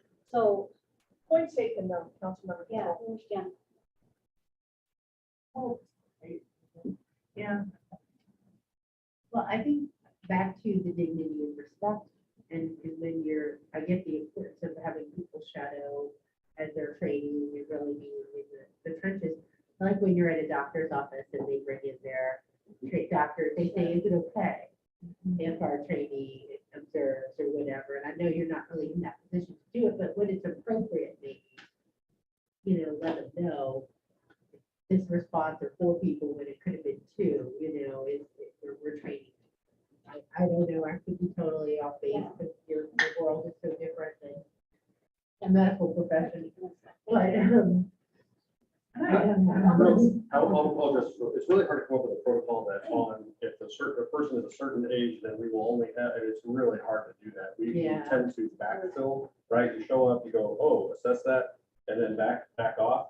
The training thing is a real hard component, but this all comes out of communication. We're happy if the person on that scene says, hey, this is like, you have to have all these officers here. Our officers should be paying attention to that, going, yeah, no, we're good, go in service. We're good. I got this. You can leave, or whatever that looks like. So we do that all the time, and we have to look into this exact situation to Deputy Chief Goodell's point to know what information we had. going in, because then we can say, this is why we sent 4 officers.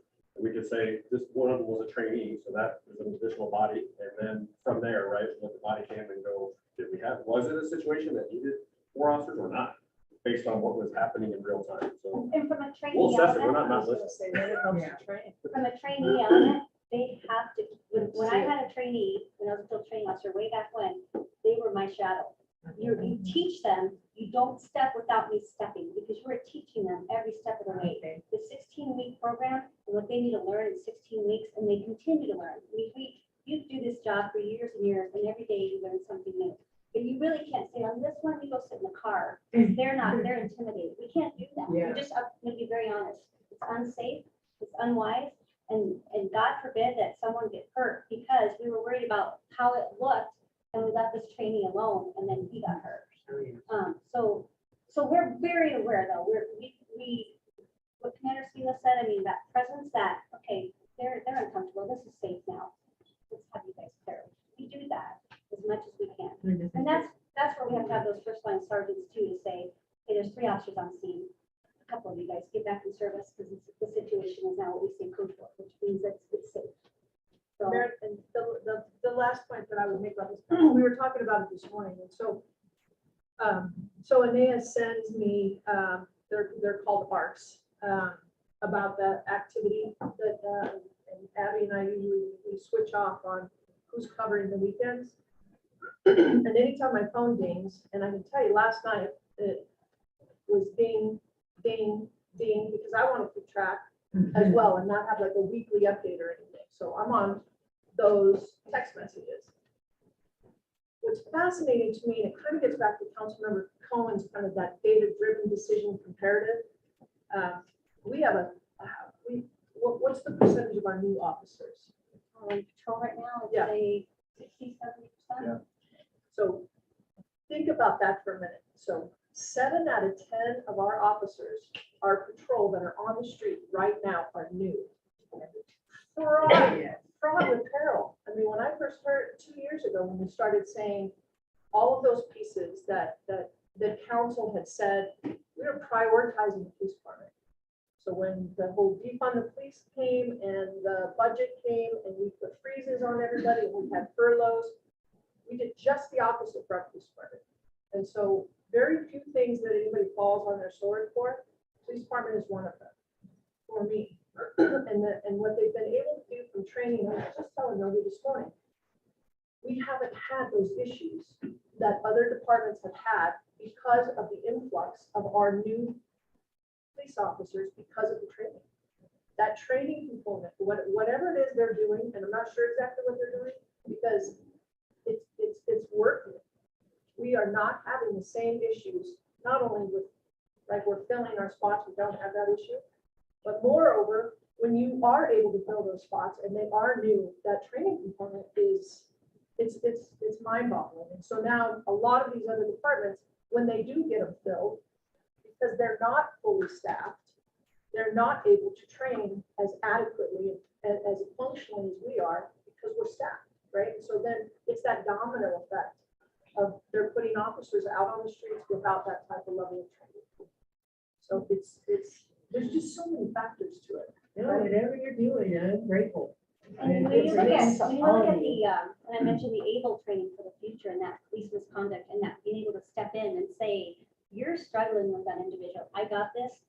It's really helpful to have too, because it's not about the heavy handed or any of that. It's really about defusing, people being safe. And it's so helpful on call. I mean, there's been many times where it doesn't matter, male, female, you show up on scene and they don't like you, but they really like you and no idea, no rhyme or reason, especially if they're on drugs or there's substance abuse going on. So to have the two individuals on the scene to help go, I got this. And all we do is when we were trained, just kind of stand back, just kind of be there as a safety if something goes south. But this guy is the one that's going to communicate because he's got it and it's working really well. So that partnership is critical, even to not having to use force. It's not just about the presence or it's a dangerous situation, but it really diffuses. And think about the presence of any situation, right? If this officer is dealing with a situation and you're a bad guy, I always like to say that old-fashioned word, you might think twice if there's just a second person just standing there, not talking, not doing anything, not trying to intimidate you, but it might not go south knowing that they're the second person there. So it's just really about safety, and it's safety not only to us, but the community members. Or if they take off and they run through a neighborhood, then it's safety element to the person that they're running into, homes that people run into. There's so much of what we do when it comes to training, and we're very thoughtful about how we do it and why we really are. Councilmember Cohen, did you have a question? This is just minutia, but did I hear you say 70% of patrol for 2 years or less or something? But 2 to 3 years, yeah. So I'm just curious, when you're, because we're hiring, we're keeping our officers, our only option is to hire new and train. We don't. Or typically- lateral hires, so Are they, there experienced officers that are coming from other agencies, or is that not really an option? they are now. So a year ago, when I came into this position, I actually met with, Full Circle, right? Yeah. City Manager Hoffman, because we would only pay at I believe it was step 3, so we have 7 steps in a police officer's pay. So an officer who's working in another jurisdiction, who's a really good officer, who thought, and this has happened now, we've had people come back to Broomfield who used to work here, and even laterals who come here. They would not get the same pay or even close to the same pay, because we said, no matter how much experience you have, we're only gonna give you half the amount of income that you're currently making, because that was the rule at the time. So when I came in this position, I recognized that, and that was one of the very first changes I made to say, can we bring people in who have experience and pay them as an experienced officer? And it is very, very impactful. We have 3 individuals who used to work here, who went to work at the AG's office, very successful, great officers who have come back and now work with us. And they left for just a couple years, and they tried to come back, saw the pay a couple years ago and said, can't do it for my family. Met with me when I got into this position, they heard the rumblings that we were gonna change that policy, and came back, applied, and they're up. And they're so wonderful, right? They not only understand the culture of Broomfield, but they left for a few years to get experience working with the AG's office and the district attorney's office, and are more mature, if you want to call it that, to do this line of work, which is always helpful for us. Sounds like we- Councilmember Cohen, when we looked at those numbers, again, I can remember seeing the newness without having that structure of the master police officers and those trainers. That is such a critical, and then when you see who's, and I know pretty well most of all of the officers, but when you're looking at who those master trainer officers are, it's critical that those are the best of our best, right? Because that is really that handoff. So you want to keep that balanced approach. Yeah, it seems like an extremely smart policy. Yeah. We need a school board to do the same. It's been a huge success in just 1 year that we just recruited a young man from Arvada PD. Sadly, he was really close to the officer who was killed. And, you know, the struggle of going there every day and seeing that same incident, driving by that same scene, and he applied, and I met with him. I meet with every officer when they get hired, and I swear him in. And I said, bring me some more officers. And all the chiefs are like, don't do that, you're taking our best. I'm like, well, we're just better. And I tell them that. I have a question, kind of back to one of those intimidation lines, this came back to my mind. So there's the safe to tell number. And I'm gonna talk from personal experience here and just to see like what we can do to solve this from happening, you know, this probably happens all the time. So somebody calls a safe to tell number and reports that they think somebody had like a drug overdose or something, or you wants to do a well check. Question is, why does an officer knock at 2 o'clock in the morning instead of calling? Is there no way to contact the family? Because like a phone call, you could go down and check on your child. Because if that was a phone call where it says, go check on your child, and then you walk into their bedroom and find them dead, and we're not at scene, that's a horrible situation. So we will always come to your door. You know, I'll share a very personal story with you. A year ago, when Chief Phelan died, the Westminster chief called me, and he said, we found Chief Phelan dead in one of our stores. And can you imagine if I just called his wife? Well, and there's a whole story about that. She was actually looking for him because he'd been gone for a few hours. So I said, I need you to come here because the agency who was dealing with it usually helps notify, being that he was the chief here. He responded, and I went to the house and notified her of that. You really don't want to do bad news over the phone ever. And when it comes to the mental health of a child, they can then barricade, or let's say it's an adult, safe to tell an adult, we don't respond, we do a call, they go knock on the door, and they have a knife to their throat, and then now you put the family in harm's way. There's so much more to that than just let's call and make sure, because a lot of those, it's not just a, well, they're fine. A lot of those really are that we end up putting people in mental health holds or using VCOR or using resources. And the safety to the individual and the family, if we're not on scene, it elevates, the percentage goes way high if we're not there. And is the response time pretty quick on that then, so like, Yes. because I was like, because you want to know right away if something's really happening. Yes. Okay, so, okay. Commander Spila just stood up, so I think. So he wants to share something. the acute cases, we have to go on, as the chief pointed out, the things where they're like, I have information that this person's like cutting themselves on Snapchat. We're The have to go. suicidal ones. We do refer a lot of the cold situations where somebody says that they're vaping in the bathroom, you know, I mean, that doesn't need a police officer response at 2 o'clock in the morning. That, a lot of times we'll tag the call with SAM 99, which is our school resource officers. They do a run the next day and go, oh, look at that. Somebody who goes to Westlake Middle School, we got this report, and they'll follow up the next day. So we are doing that on non-acute or cold type situations, Yeah, thank you. but things that are like crisis, we're gonna send police to hopefully prevent. And one quick thing on that too is, a lot of times this is coming in from another SRO, from Borden or Weston or whatever, we get those phone calls at 9 o'clock at night, that they're getting, because of the relationship they have with their children, they're the ones that are getting the information, and they're calling us going, can you check on my child? This child goes in my school, and they have a close relationship, so we're going out and doing the assessment because of the safety of you. Okay, no, that makes sense, because the panic that sets in when the police officers are sort of either at 2 o'clock in the morning, but okay, that, and fortunately for us, it was just like a this kind of a thing, but, Yeah, okay, that makes sense though, because then I could see that, I could see the escalation. Okay. that's a great question, though, yeah. Hopefully we answered most of your questions. I think we have maybe a slide or two left. The next slide is truly, Jason has a presentation as well. Keep going, keep going. We got some here.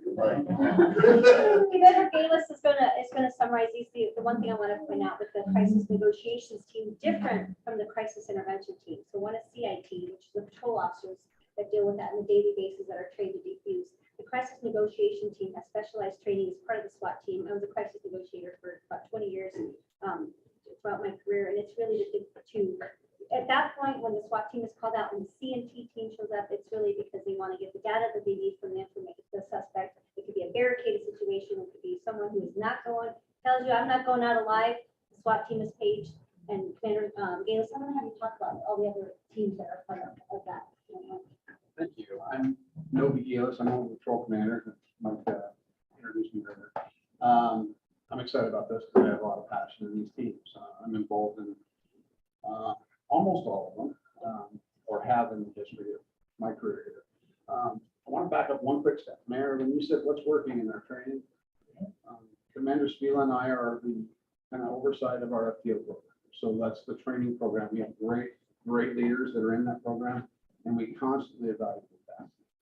Your suggestion on what we can do on maybe asking permission and things like that, maybe not there, but I can tell you that's great feedback for us to go, hey, maybe we can explain it better, and go through.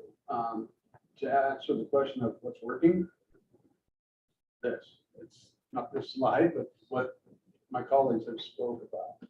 It's the training, it's the process, the resources. And one thing I want to point out is the relationships. We got 125 years of law enforcement experience in this room, just from the people in uniform. And I'd like to say I'm that rookie officer that's still learning and stuff, but I guess I'm not anymore. But it used to be called HHS.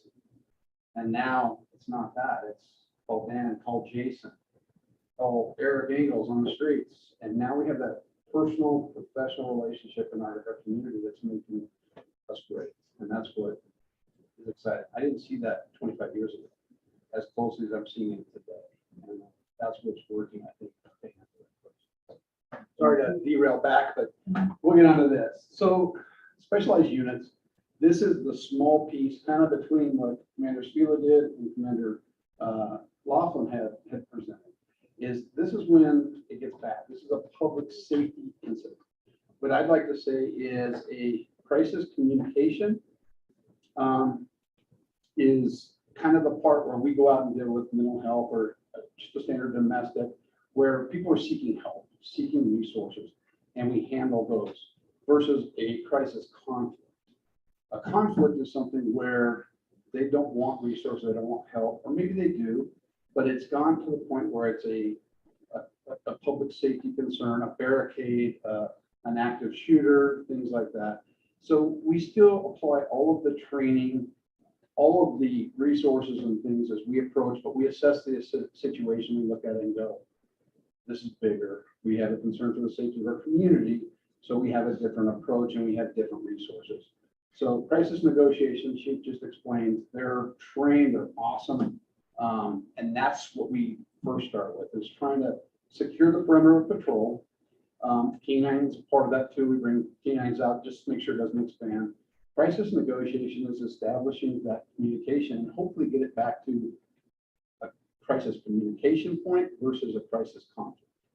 Try to get them to surrender, try to get them to give up, try to get a peaceful resolution and get them involved into some other resources or into Commander Laughlin's program.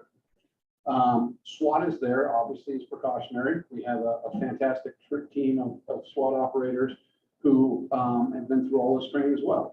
They also have some additional tools, tactics. They train twice a month, and they're very, very good at their job as well. So those are the main piece of the conflict side that we deal with. I'm going to bring up a couple more as we've now kind of revisited our mobile field force team, which is a crowd management team. And we looked at that from a year ago with some of the protests and some of those things, and how can we better manage crowds? And a good example is we just did the drag queen story time at the library. And it was like, I don't want a bunch of officers out there. We don't want a bunch of conflict. I saw some of you there, but I was there and we used our mobile field force to make sure that we keep the peace and allow people to express what they would like to express and have a peaceful event. And it was fantastic. Yeah. There was a lot of people there. Between Parasol Patrol, the Proud Boys, there was a lot of people there with church groups, and everybody was able to, there were some words that we didn't like to hear and some things, but they were able to express themselves with their First Amendment rights. We had no incidents at the end. We were able to peacefully allow this event to happen. Those were mobile field force officers in plain uniforms, no extra gear. They do have extra gear for bigger incidents, but they were able to manage the crowd. Actually, you see them there communicating. They were getting intel. We were finding out who else is going to. What's great, what worked is the intel and the partnerships of the community we have is about 10 minutes before that event. We've been monitoring social media and all of that up to it to see if anything was going to erupt, so we were prepared. It was about 10 minutes before the event, they said Proud Boys are forming over on Garnet, and they're walking to the event. And I was like, oh my, here we go. And so it worked. And we were able to get intel, we were able to communicate with them and get more information from them. And it was a successful event. The other piece is the emergency response team, and that's Commander Laughlin's kind of area as well. He's also one of my oversight of the mobile field force unit as well. We do use members from within the detention center as well as patrol to be a part of that team. Emergency response team is within the jail. If there is a crisis conflict, somebody doesn't want to come out of their cell, things like that, they use similar techniques, similar training in the jail. They also deal with our high risk transports. So there would be somewhere we have concerns about the transport, things like that, or high crime, homicide suspects, things like that, that we would do. That's what emergency response team, it's just that elevated piece of training and equipment that helps complete and hopefully, like I said, take it from a conflict to a communication, get a peaceful resolution in the whole process.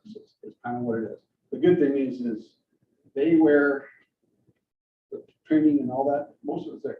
This is a small percentage. Our call outs for all of this is very light, thankfully, because we're able to manage through our training and our programs, usually to get that conflict through a communication piece before it expands. The crowd management, does that apply to things like Fourth of July picnic? Last year there were several complaints about kids throwing fireworks. Thank you. That's fantastic. So, yes, we are looking at that, and we're starting to evaluate kind of what that's going to look like for the future. So we're kind of rebuilding it. We have had discussions about what that's going to look like for those events. We're also looking with working with Clay, some of them on how that event in the future, how we're going to manage that as well. So When you look at mobile field force, the traditional, to describe the traditional look of mobile field force is those guys and gals that you see with the helmets long batons, they line up and they march and they move the crowd. They physically move the crowd. We're trying to not have that presence, so we have them specialize in moving the crowd if it elevates, specifically the protest that's gone south. But if we could do it in a plainclothes, non-threatening manner, that's what we'll try to do. The SWAT team, you know when they're there, right? Because that's when we want that presence at that time. We want that intimidation because it is so bad that we need to change the outcome. Because if we don't, someone may die, literally. That's really the purpose. So when we look at the mobile field force, for Broomfield especially, we can elevate it to that if we, hopefully we don't ever need it. But we can also kind of diffuse it and utilize their skill set and their training, but to have them in a low profile way. So if we did have them, you probably wouldn't know that they're the mobile field force team unless it was so bad that that presence shows up with helmets and gear that shows it that way. Does that make sense? And the gear that we do have now, looks very similar to what Commander Steele is wearing. It's a little bit lighter vest they have. They do have helmets, but the helmets are now in every police car. Actually, we're revamping that. They're gonna be with every single officer for response, for kind of our officer safety response. We have gas masks, we have that for our patrol fleet, and we train our patrol in these techniques as well, as support, if they do need them. Right, last, I think I have one slide left and we'll try to get Almost through it. quickly. And then I want to say to about Fourth of July for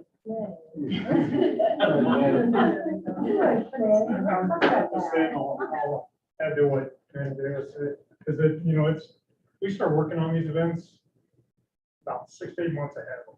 So we had our first meeting about a month ago on 4th of July, and already trying to start thinking about what can we do. The problem is it's an open venue, right? So unless we're gonna fence the entire park and check every single bag that comes in, it's really gonna be a little bit more of just management of that event in that hour and a half really time frame where we have the issue. And we recognize it's an issue, PD recognizes it's an issue, we all work together. I mean, it's a big group that gets together to talk about this thing, including our partners in North Metro. And really, what's the safest way to have the event? And if we fence off one area, we're just gonna move that problem somewhere else. So it's really the discussion is how we manage the crowd in that area during that time frame.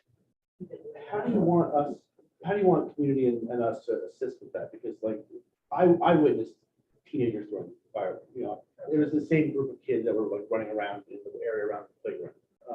Is there somebody I can call and say, hey, these are the ones that? I think we're gonna work through a whole Doing that? plan this year to see what that looks like for the future. I mean, obviously, if it's an emergency, you obviously just call, right? But I think we'll work through that, and I don't think we're there yet. Do you agree with that? I would agree with that. And, you know, we have a large presence that night. The three of us were there. Yeah. Yeah, so we were all there as well as a number of staff. It's a heavily staffed event, especially for PD, and recognizing that they have other things that are going on at that time too. They've got the rest of the city to cover and normal calls to answer. So it's really the management of that small area at that hour and a half time frame. So I want to kind of go full circle. So the reason, oh, I'm sorry, go ahead. No worries. I was just going to say, what was, for clarification, what was the end result of that kind of thing? Because I ask for maybe folks like me who are, you know, while it's not okay to do that, I wouldn't necessarily, like if no one got hurt, I would not necessarily want to ruin a young person's life by calling the police. And I realize there might be a misconception of what happens where it's like, okay, I might make the decision not to call in order to keep that from happening to a young person, in exchange for just dealing with some more. So just like, what is the response to I that? think to answer that, you have to know the philosophy of the police. Yeah. And the philosophy is for us to say, please stop doing that. That's gonna be our first step. And that's different from a lot of other police departments, I'll share that. So when you do call us, we're gonna respond every time. And that doesn't mean we're gonna issue a ticket or arrest. Always education first, especially on something like they're throwing off fireworks. What ended up happening in that situation, there was a couple kids who weren't just throwing fireworks, who were elevating the entire crowd, who were inciting now, let's all together, let's go screw with the situation and make it worse. So that's when we have to take that individual and take them out of that situation so that they don't have that riot mentality and say, we're gonna call your parents. One of them, I believe, I think there was two. One, I believe we called, well, I think we called parents on both. One, we issued a ticket, and I think one we did not. Am I remember correctly? So, And even as a juvenile goes through the ticketing process, that philosophy goes through with Christina Pena-Helm is our Yes. GV prosecutor. Same sort of philosophy, like she does not also want to ruin a juvenile's Yeah, life, yeah. and that focus on education, and with Judge Bachman as well. And then if there is a conviction from that prosecution, making sure that juvenile and their families understand how juvenile records are purged. Yeah. And some of the disclosure requirements related to their future with this juvenile charge.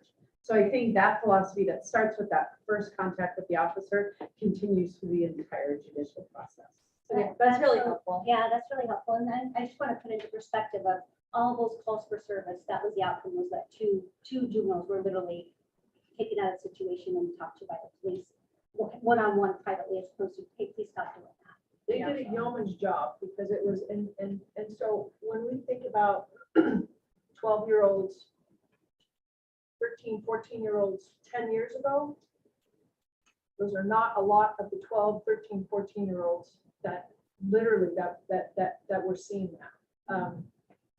And her crew are working on some things that it's deafening and it's heartbreaking to see the direction and the mentality of someone that is so young. So really, it's that fascinating, and again, it's all about discernment. And that's why that training is so important, to really be able to, some of them, you're gonna have to lean in hard.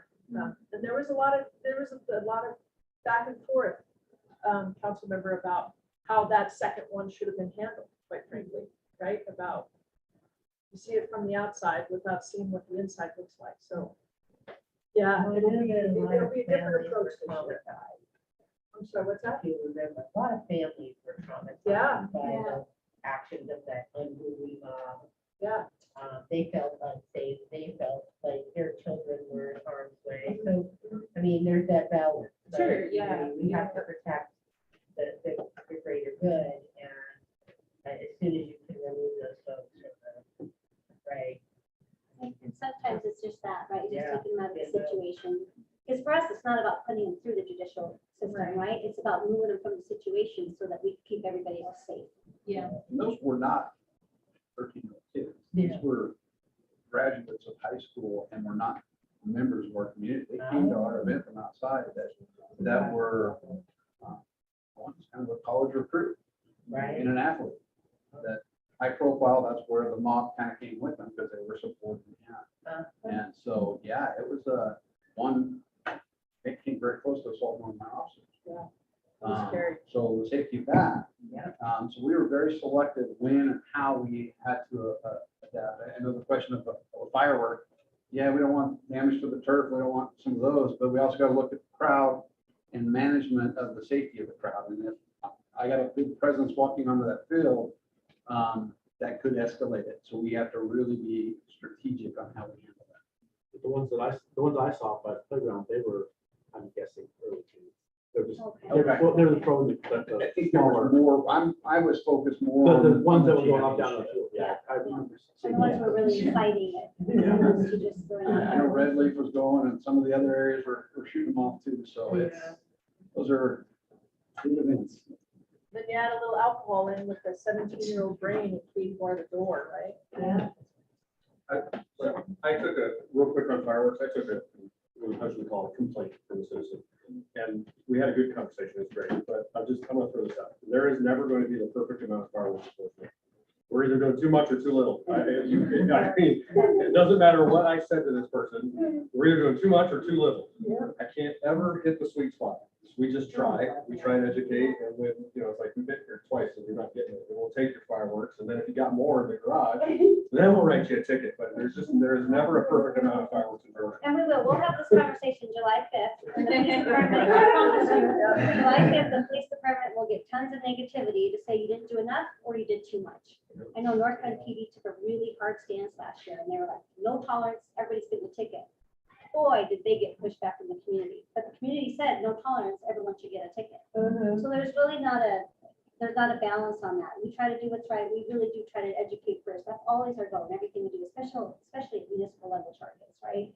And people having fun, and it's the 4th of July, and now you just set a bush on fire, so now you're getting a ticket. Really, right? So we try to balance that. So I want to full circle our conversation. The last slide was the specialized teams. The reason we threw that in there is because we really talked about all of our programs, our mental health, all the techniques that we use. And then we also threw in that specialized team. Sometimes none of those work. And then we have to elevate it to SWAT. And that's why that's on that slide there. This last one is really, you've seen this before. The mental health of our officers, I think is critical. So we wanted to add that. Those are the programs that we have for our officers.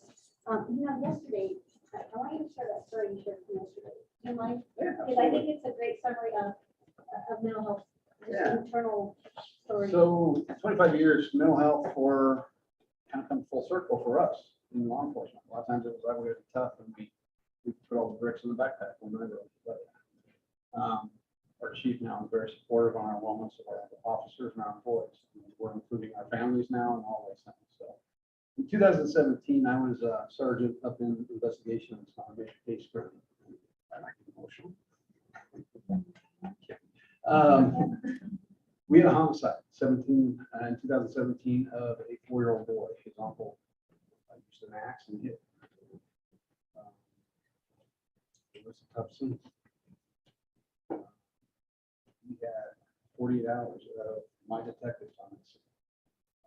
I was there, wasn't supposed to be. I broke my ankle that day when I was in the food, but nobody was going to keep me from it, so I was there. And it was very difficult to go through that. But we had a job to do, and we did it really, really well. And what was great about it is we went through the whole process. And in the middle of it, I got a phone call saying, hey, you need to keep the detectives out of there, and we need to go see the mental health professional. And I'm like, I can't. We need to get this done. We drove through and we pushed through this. And when we got through, we realized, okay, now it's time to put this case together. We still don't have time for this. And there finally was a day where she goes, no more time. You got to go. And I'm like, well, my staff doesn't want to. We want to get this case done. And she goes, it's not an option. I go, fine, then I'm going first. And I went down and met with Broward, which is our psychological service. And I mandated every one of my employees on scene that, as well as the officers that responded to it, to go through it. And what I found was I was good. Seeing everything out was tough. My officers seemed pretty good, and we were all good until one day, a 25-year detective, probably one of our best detectives, walked up to me and said, hey, boss, I can't do this anymore. I do not want to see what I saw that day ever again. I'm done. I'm going to leave this profession and do something else. Now, thankfully, he was talented in his computer forensics, and he took on another job. And he still is greatly involved in our police department today, supportive, loves the charge that we do, and I love the guy dearly. But that is what affected me as a supervisor that cared about his people and going to those scenes and realizing if we did not have this, it impacts our officers and we're going to lose our own. And at the end of the day, she saved my team. We lost one. I expect you to say that. But this here is all because of our chief, and we're thankful because it does save and bring our family, our blue family, and our personal family together. So. And we did lose another officer on that day who ended up not being able to come back besides the detective.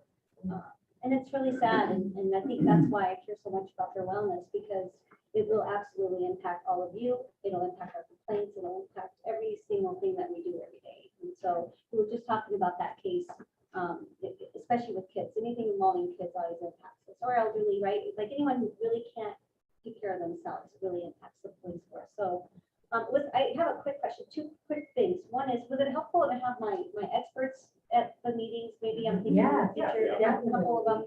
Because they really are the boots on the ground, as we say, to know what's going on the day to day, and I'm higher level, I'm involved, but sometimes when you have that in the weeds, like, what do we do on this? They really are my experts. And then I want to say little gold bags, please take a look. We personalized your mugs, and we want to make sure that you didn't get mine or hers. So make sure it has your name on it, and we hope you use them proud because it has our back. Oh, I didn't even get my name on it. So just make sure it's your name, unless you want to be the mayor. So Well, I'm sorry that we took so long. I know we were a little bit, but. Oh, man. I was watching it with you. I saw lots of stuff, but I didn't think you ever started. Yeah, thank you. If you have any other questions, you all know how to reach me. I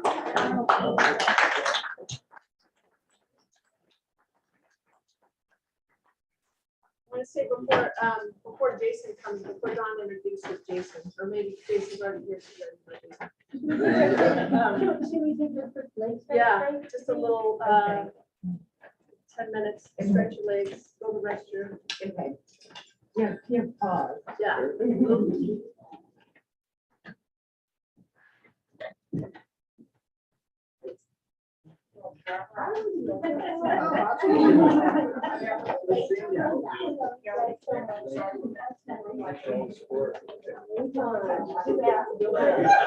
These two,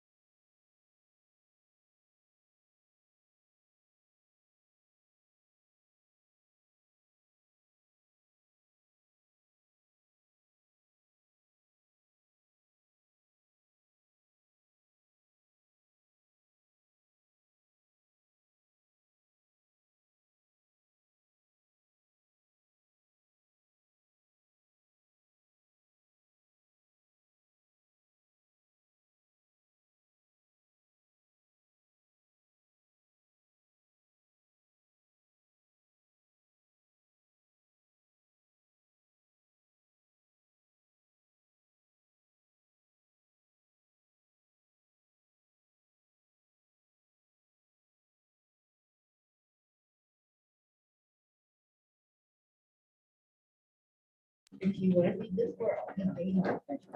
Kyle's turning on record. Mr. Holly, They- the show is all yours. Yeah. It's great. Well, it's hard to follow that amazing presentation. I want to say a couple things before we dive in. One is Novi sharing that story to me is so important. It shows why we're doing our work in mental health, especially around stigma reduction.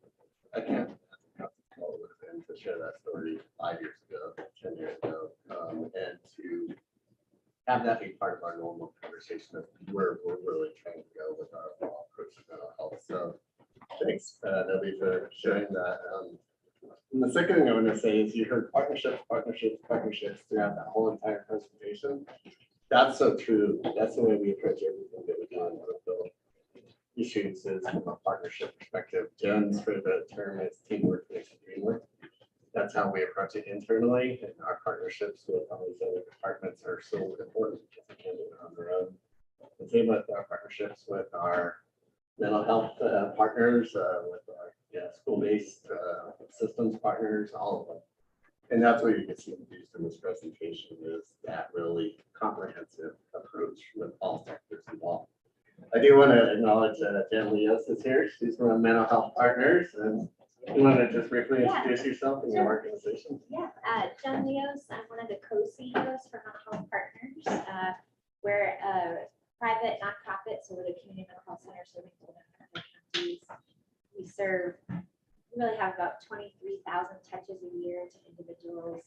And then really for individuals coming for ongoing services, it's about 11 to 12,000 individuals.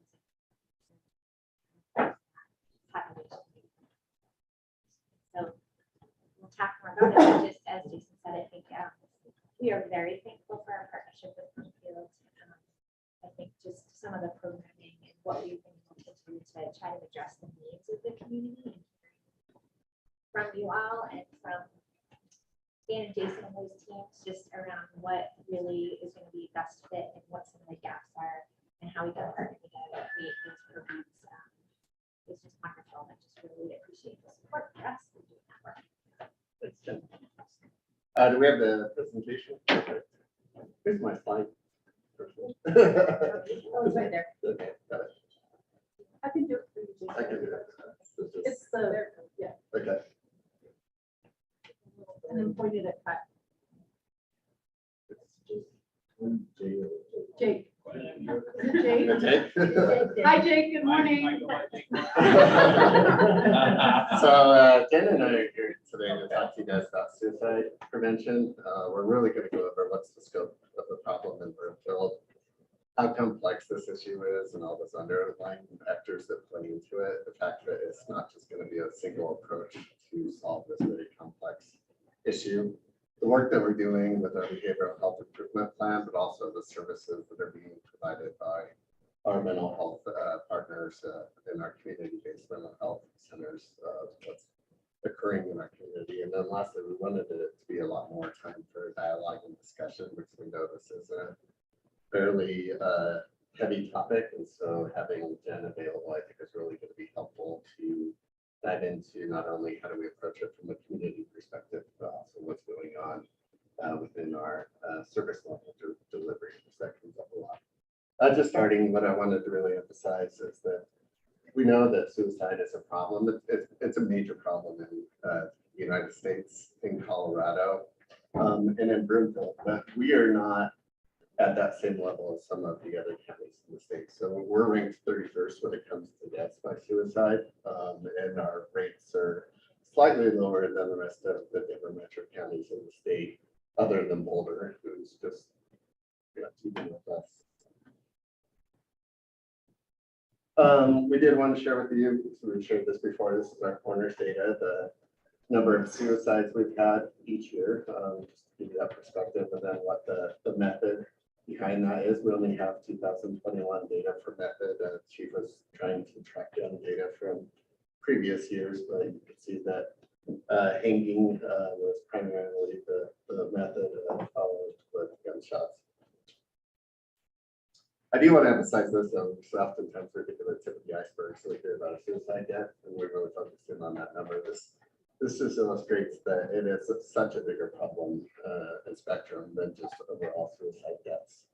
So for every one death, there are 3 hospitalizations, 9 emergency department visits, 27 medically treated attempts, and 275 individuals who experience suicide ideation. And the reason I present this is we often think of suicide as being such a negative issue. That somebody that's really in a serious crisis. That is the case, but there are a lot of people that do have suicidal thoughts, suicidal ideation. We need to start understanding that's happening in the community and that's not a negative thing towards that individual. I really like this slide. I'm not gonna spend a ton of time on it because it's in your slide deck, but to me, this illustrates the need for an overall broad community approach to suicide prevention. What's on the bottom is what are those risk factors that are associated with suicide from the individual level, relationship, what happens in the community and societal. So risk factors are those things that contribute to somebody being more likely to potentially having thoughts, attempting, or even committing. The protective factors are those things within a community that help protect an individual to make it less likely that's going to happen. And through our communities that Care Initiative and our behavioral health improvement plan, we really try to not only identify risk factors, but what are those protective factors and what we do to promote those to make sure that we are promoting the positive aspects of mental health as well. So the current U.S. treatment approach is really been focused on more beds and more providers. And I'm not saying that's not a problem. It's a major problem that we need to address both nationally and in Colorado. But the other thing I think to keep in mind is 5% of the total population has a severe mental illness that needs to have treatment occurring. We have those other 20% that have a diagnosed full mental disorder, may be receiving treatment, may not. And then we have 75% else, and you could fluctuate within each of those depending. The key thing with this is that we have to remember we have to address those protective factors in our whole population and not just dive in. How do we focus on the 5% that are have severe mental illness as far as the overall public health approach? And the reason for that is it's taken us 25 years to get to this point where we're at. We're having a very serious mental health crisis in our entire country. It's going to take us a lot of time to look out of that to address all these complex factors behind for that. A couple of things that I think are challenges for us to keep in mind as we're doing this work is COVID, we obviously know impacted a lot of individuals, created more anxiety, created more stress, more depression. Our provider capacity, which I mentioned before, and Jen's going to go into that, along with having a very fragmented system right now.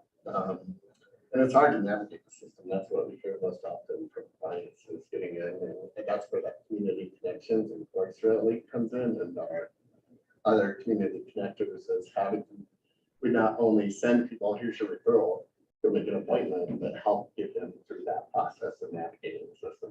Well, the governor's formation of the Behavioral Health Administration is step forward. We just approved that, the state board of health. Yeah. To move forward, they're recognizing that there needs to be more. There needs to be more. Yeah, you can have said it better there. So the governor's office, they formed the State Behavioral Health Administration. They're on the process of developing a strategic plan, and they're going into implementation. There's going to be quite a few changes to the system through the Behavioral Health Administration, and one is addressing the fragmented system.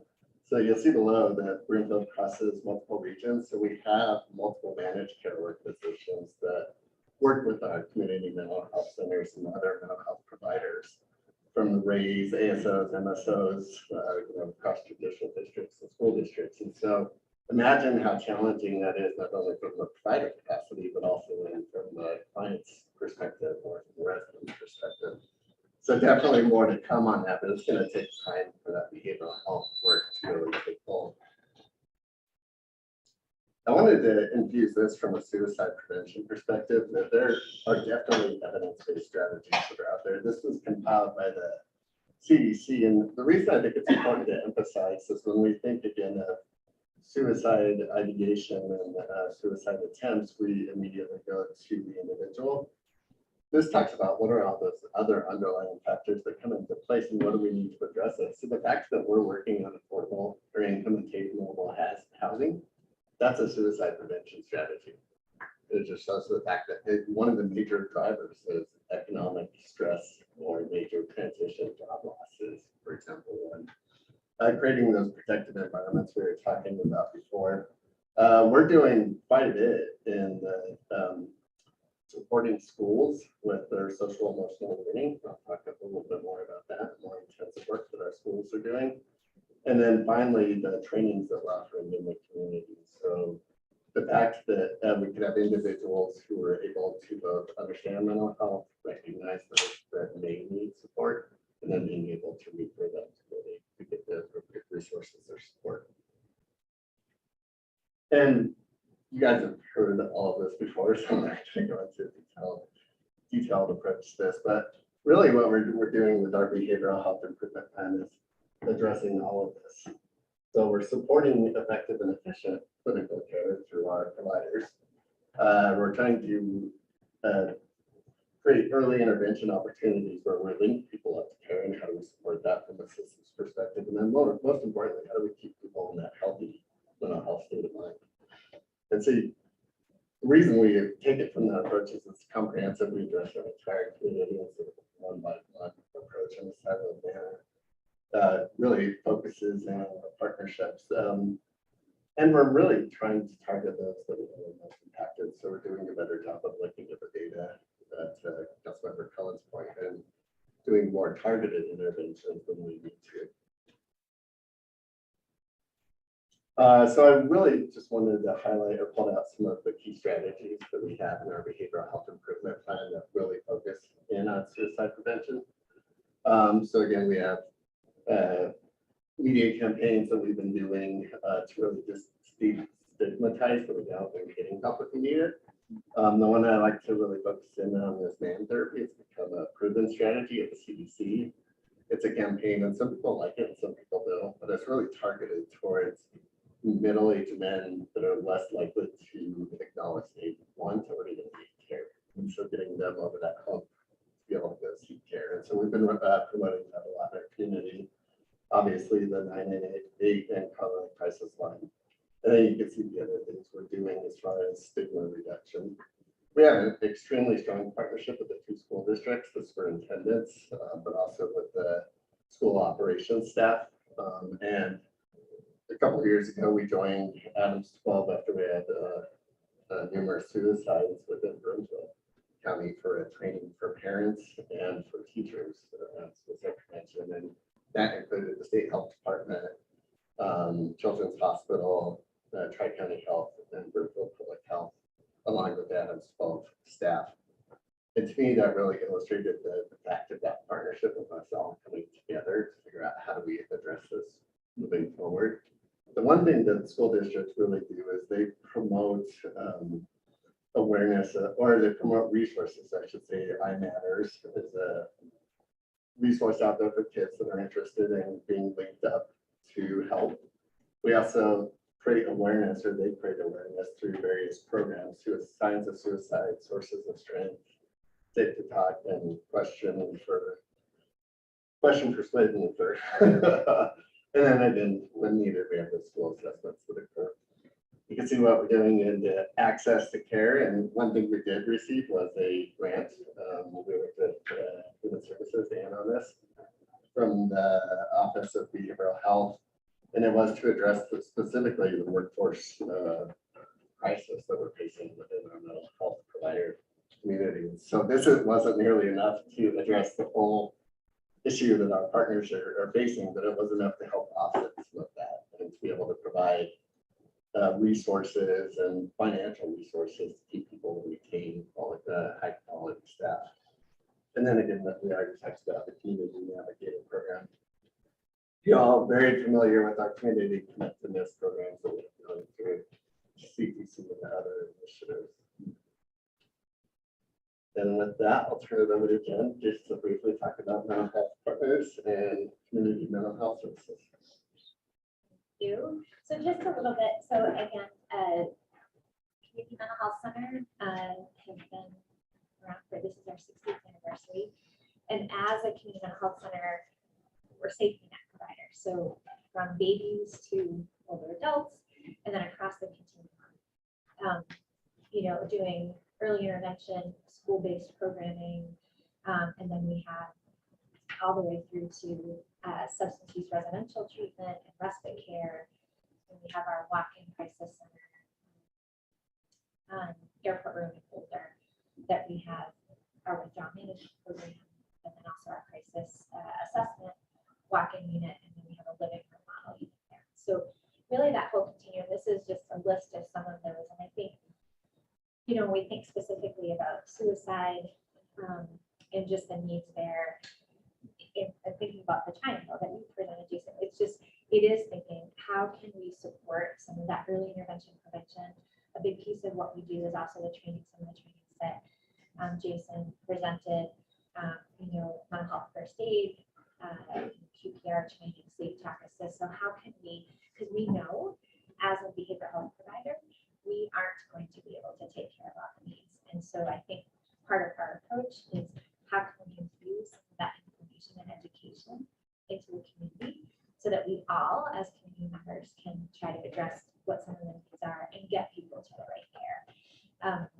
So lots of early intervention, prevention, programming, training, and then, through that continuum, so providing individual, therapy, group therapy, family, we do community-based, cycle education. The model that we have at Mental Health Partners is really a whole health approach.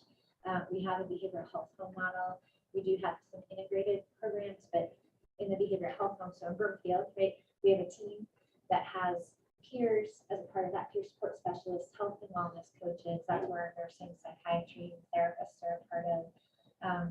And then our community health worker, which Jason referenced to. We were able through a grant in 2018 to start a community health worker program, which is really about outreach and engagement. We partner with FISH, the library, we're with the courts now. We've piloted that this past year. And really that program isn't around treatment necessarily, but it's really identifying what are the primary needs as someone presents and how do we connect that to that, which could be around food insecurity, it could be around housing or behavioral health. That program has been amazing, I think, to help in terms of the destigmatization and really getting people connected to those resources and looking at an individual as a whole person and sort of what are those primary needs and get connected to mental health. So these are just some of those programs, and I can certainly ask or answer the questions about it. Sorry. Just a little bit more about suicide prevention specifically. About a year and a half ago, we started as a zero suicide model, evidence-based model. We started piloting it. We call it our suicide care pathway. We started it with one of our programs. It really starts where everyone that came into that program received a basic suicide assessment. If they screened positive, then they went into a fuller assessment. And with that, we made changes to our electronic health record and treatment planning and how we then supported that individual, so called the care pathway. And really, there's been some amazing stories just based on how whole teams are aware of what that plan is for that individual, how we get them help more immediately, and how the team is more what those needs are. So right now we're moving out of pilot to full implementation across the entire organization. And really that's our hope to help and decrease some of what we're seeing around suicide rates in our state. And again, then here is just, it talks about some of the trainings. We trained 829 individuals in the first 2 months of fiscal year 23 with some of those. And again, that's our plan. We need as much help as we can from the community to help us identify and get people to the supports they need. I'll stop there because I know that there's going to be questions. So. Yes, so with that, we just wanted to provide a high-level overview of what's happening, and then really for this to be where the dialogue. Any questions yet?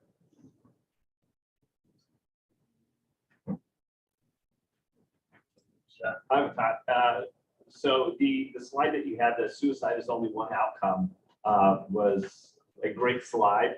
Because what I was thinking before that was, it's great to record all the deaths that we have. Because that's one metric, and that's like the severe metric, but there's also those attempts, there's those hospitalizations. So it was a really great slide, and just kind of quickly, running through the math on this. If we have 27 deaths, we have 69 hospitalizations every year. We have 207 emergency department visits. We have 621 non-medically treated attempts, and 6,325 individuals who experience suicidal ideation every year in Broomfield. And so that's basically 1 in 12 individuals in Broomfield are having suicidal ideation or thoughts of suicide every year, which is a significant amount.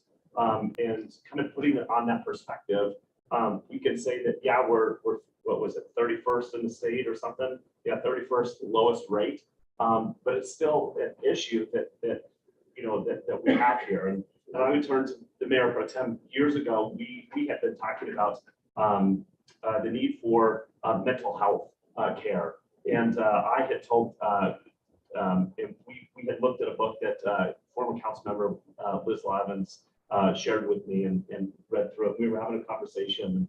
I told Stan, I said, Stan, hold me accountable. I've been thinking about signing up for therapy, and I want you to hold me accountable, and don't let me not do this. And so for a year now, I've been going to a therapist. It's been great. It's really helped my anxiety. It's helped my stress. But that was like one big thing of just that idea of like talking with somebody, having an open conversation, and then holding them accountable to get the help they need. So Yeah. just wanted to put that out there.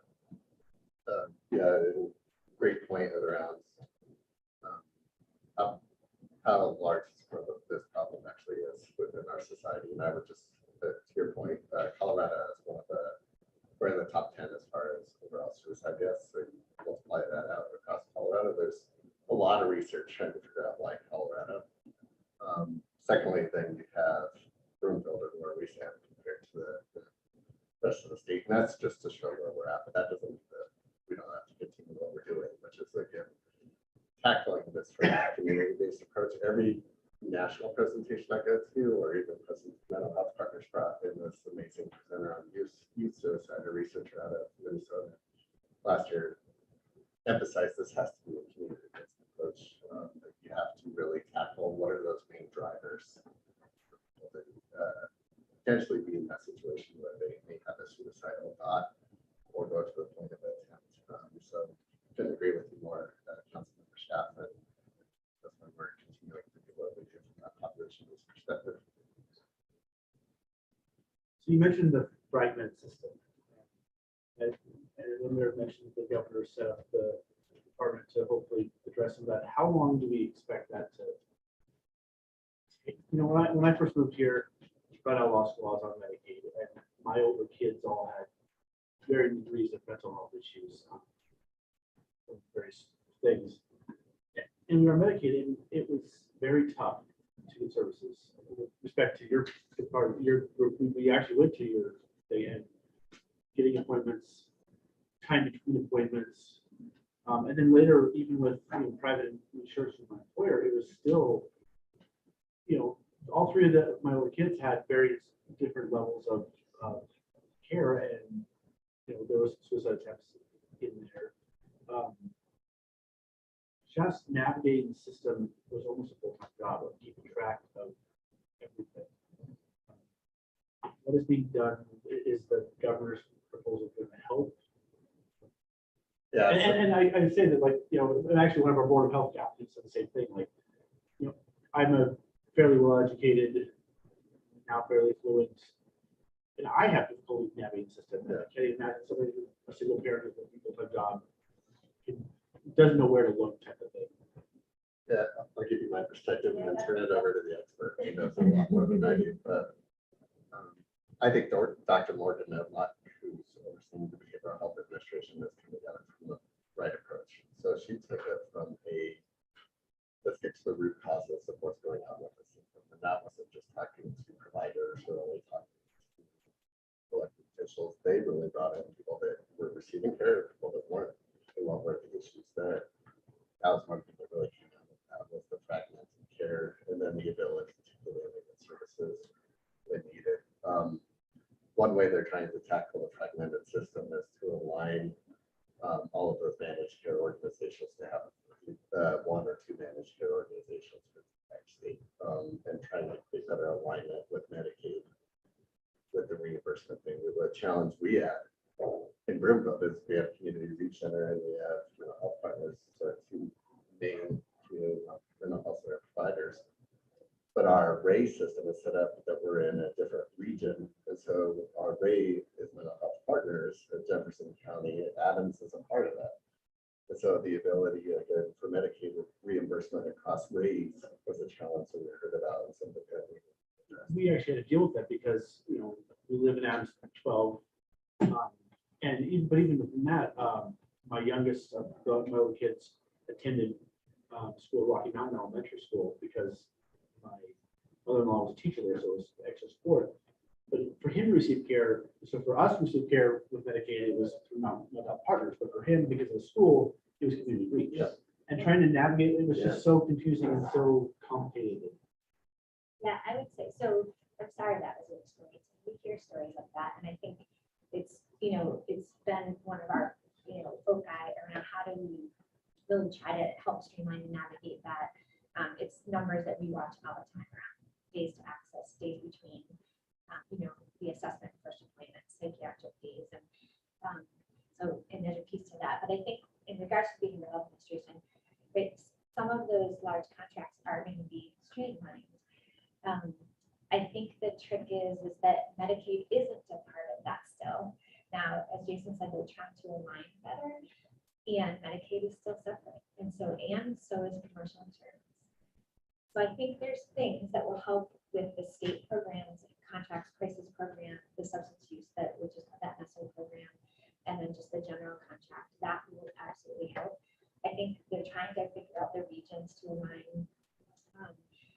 And I think it's going to take a little time, unfortunately. So I think then where I land is that, so community-wise, how do we then, right, as a community, really try to pull together and still hammer away at how do we help with navigation and getting people to the services and getting them to the right spot? Because what's unfortunate about the situation moving forward, as a Medicaid provider, we can take any other account, like any other way. So we could, so unfortunately, and that's a perfect navigation example because you can go to any Medicaid region, and that's part of the deal. So I think there's great things that are going to come forward in terms of streamlining some of those. And I think we are just going to need to continue to work together on how for our community we continue to streamline because there is still going to be a difference between that state funded program and and commercial insurance. I would say having our community health workers and community connectors is going to be vital because it's still going to be navigating the system. It's governance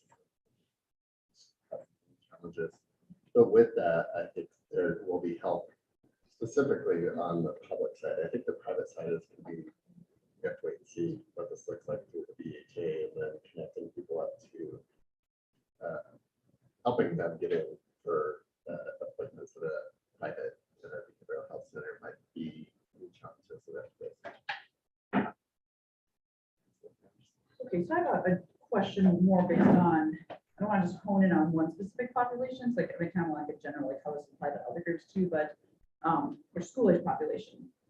And we're starting to see this. I'd love to know what's actually happening in the Broomfield schools right now versus what can happen. And there's legislation in the works, but there's a lot of kids who are facing severe depression and anxieties, and they're not sharing it. Because some kids you see it in their, it might be a gender-related type thing, but some kids you see in the aggression and the outward things. And the parents like, oh my gosh, I've got this trouble with the teen girls. The teen girls, there so many. I've had people sending me articles on that, and there's a silent suffering population, and the only way you're going to identify them is to educate the parents to ask, or the healthcare providers to ask, or the schools to ask. And it just seems like I thought this was a great idea. Like you just go into I was talking to a woman who she's an attorney, and she's really going down this path of we in that legislation where you really need to get in and do these health these mental health checks on all the kids in the school. And then there was like pushback, like people don't want that or something like that. It's a privacy thing. And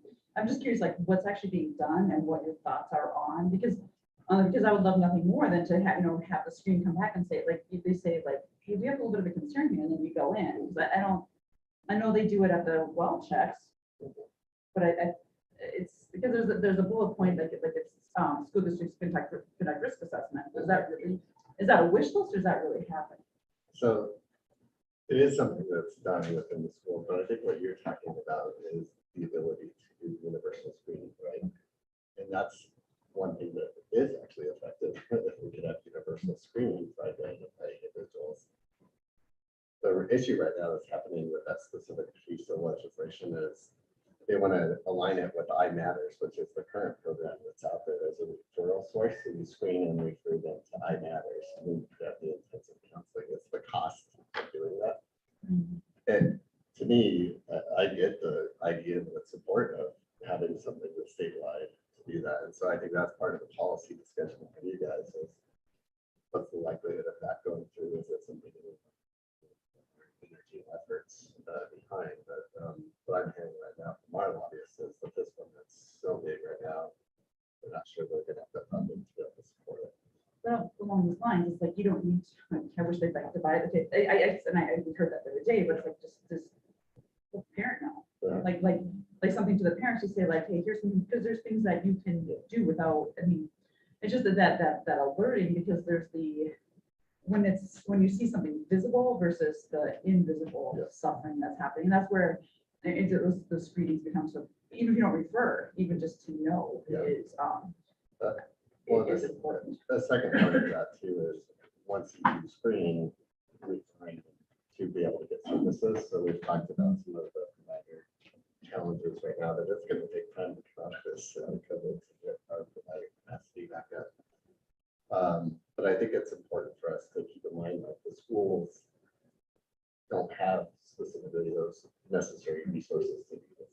That's why we've been working with Brooklyn High School with these funds to fund a mental health interventionist specifically at Brooklyn High School. We know it's not every school at this point, but they're the ones that are most interested in start doing that. And I think those are like the conversations we're going to keep having of how do we get this going but sustain it through funding them. So we're being very strategic in trying to align retail marijuana funding and opioid funding, which we know are more long sustainable funding sources to these initiatives versus starting something up in the school and then having to hold that.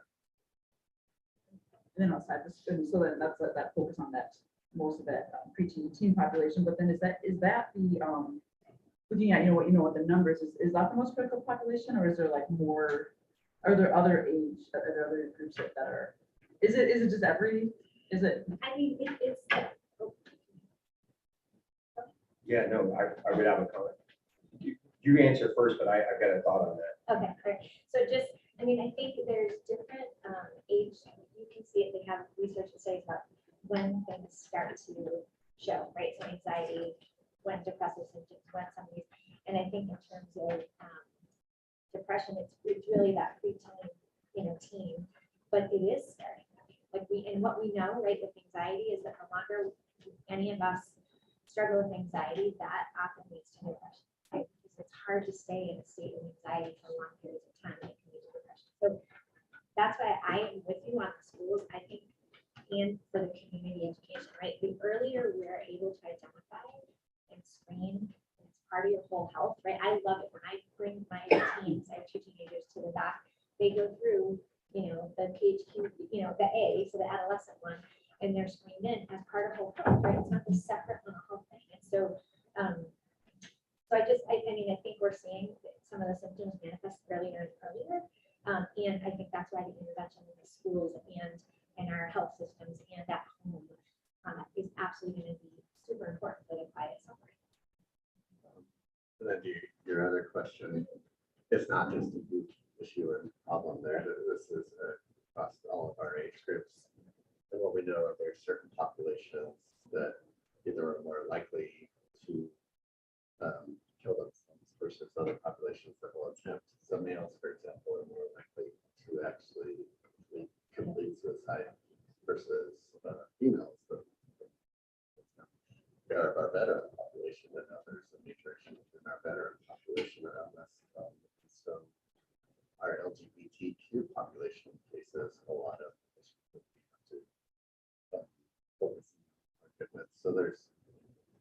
adult is one of the highest population right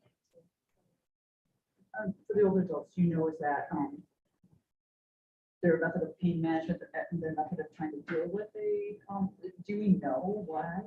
I mean, I think it's probably some of that. Also, I think transition of life. I think when people move out of, work, and that it just is a complete life change. I think when people in their lives, pass away or it's just huge life changes in older adults. Potentially isolation too for older adults, so with there's less mobility, so that's why community connectedness and partnership with senior services is so important.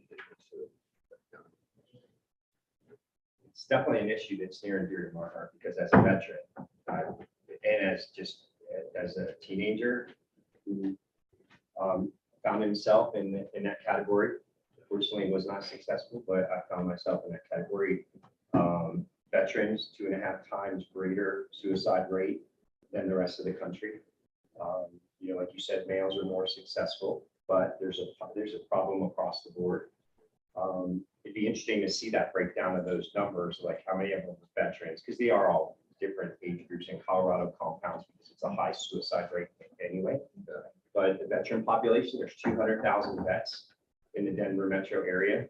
Then you add another 200,000 down by Colorado Springs. So you have literally almost 500,000 vets in the Front Range. And, they're at one point in time, we were committing suicide 1 an hour. And so now that number's gotten a little better, but destigmatizing, so sharing stories and saying that, yes, I've been in counseling. I've been in a point in my life where I might have been in counseling 3 times a week and destigmatizing it. That's the key is get it to where, it's almost like when I was a kid, breastfeeding was something you never saw. But we've gotten to the point now where we've normalized it, so nobody even thinks cool about it, right? We need to get to that same place with mental health and having those conversations. I've lost too many friends. I've got a daughter that's a psychiatrist who wants to focus on veteran population because of what she saw as a kid and family members and friends who lost parents or brothers or sisters who committed suicide. So it's a big deal. And I really do appreciate the conversation. Well, I think if we've exhausted this. So one of the things that you mentioned was kind of group health initiatives, because there is that significant proportion of the population that could probably be helped in that way. I mean, this is not the same thing, but a metric that comes to mind that talks about how your socioeconomic status, access to food, all that stuff plays into it is I joke with my husband about this all the time, where the divorce rate's around 50%, right? But when you break it down by income, when you break it down by education, our likelihood of getting divorced is more like 10%, right? So I joke that he stuck with me forever. But it's like, that's just an example of how, food security, a safe income, safe housing, all that stuff really plays into that. So I'm wondering if you could talk a little bit more about those group health initiatives and maybe how you're partnering with maybe like a Broomfield Fish or something like that. I appreciate that you said that, and there was that slide from the Surgeon General where it talks about all those important underlying factors that contribute. And again, that financial sustainability, what's the word I'm looking for? Ability to provide for yourself is such a key aspect. And so we've been able to break down data statewide by SES, socioeconomic status. We've been able to break it down and look at specifically populations most impacted, race, ethnicity. And what comes into a lot of this is you do see higher rates, right? And some of it could be the constant chronic stress and living in situations where you don't have the ability to control that and dealing with that on a day-to-day basis. The other part of it can be what are the specific situations that come up for an individual that contribute to it. Yeah, I mean, I think just like thinking about whole person. So some of our services, right? We put the community health workers as they engage. And really, right, we're not going to be able to address someone's substance use until maybe if their primary need is food, right? And I think it is. It's then getting them connected to those services. And so we'll have our community health workers at Fish, right? So they're there when they come in for food because that's their primary, but also knowing housing, we have employment and housing teams too that also work on. Let's take care of those basics, right? And then we can address the things and that is what the part, I think, is huge. And I think we also talked about just like the door that someone comes in, right? And the timing, right? You might have this one critical moment, right? And if we're all educated as a community on how to identify that critical moment, and then not that we have to take care of it, right? But that we can get them to something or someone, or then that's huge. And so I think that is part of the thinking too around how we're so integrated in all these different programs, because hopefully we'll be able to catch that individual at the right moment when they or want help, or we can see a moment for help. I think that's where that platform was describing, I guess, is going to be so critical. Before we had quite a few community health connectors working either regionally or here in Brookfield.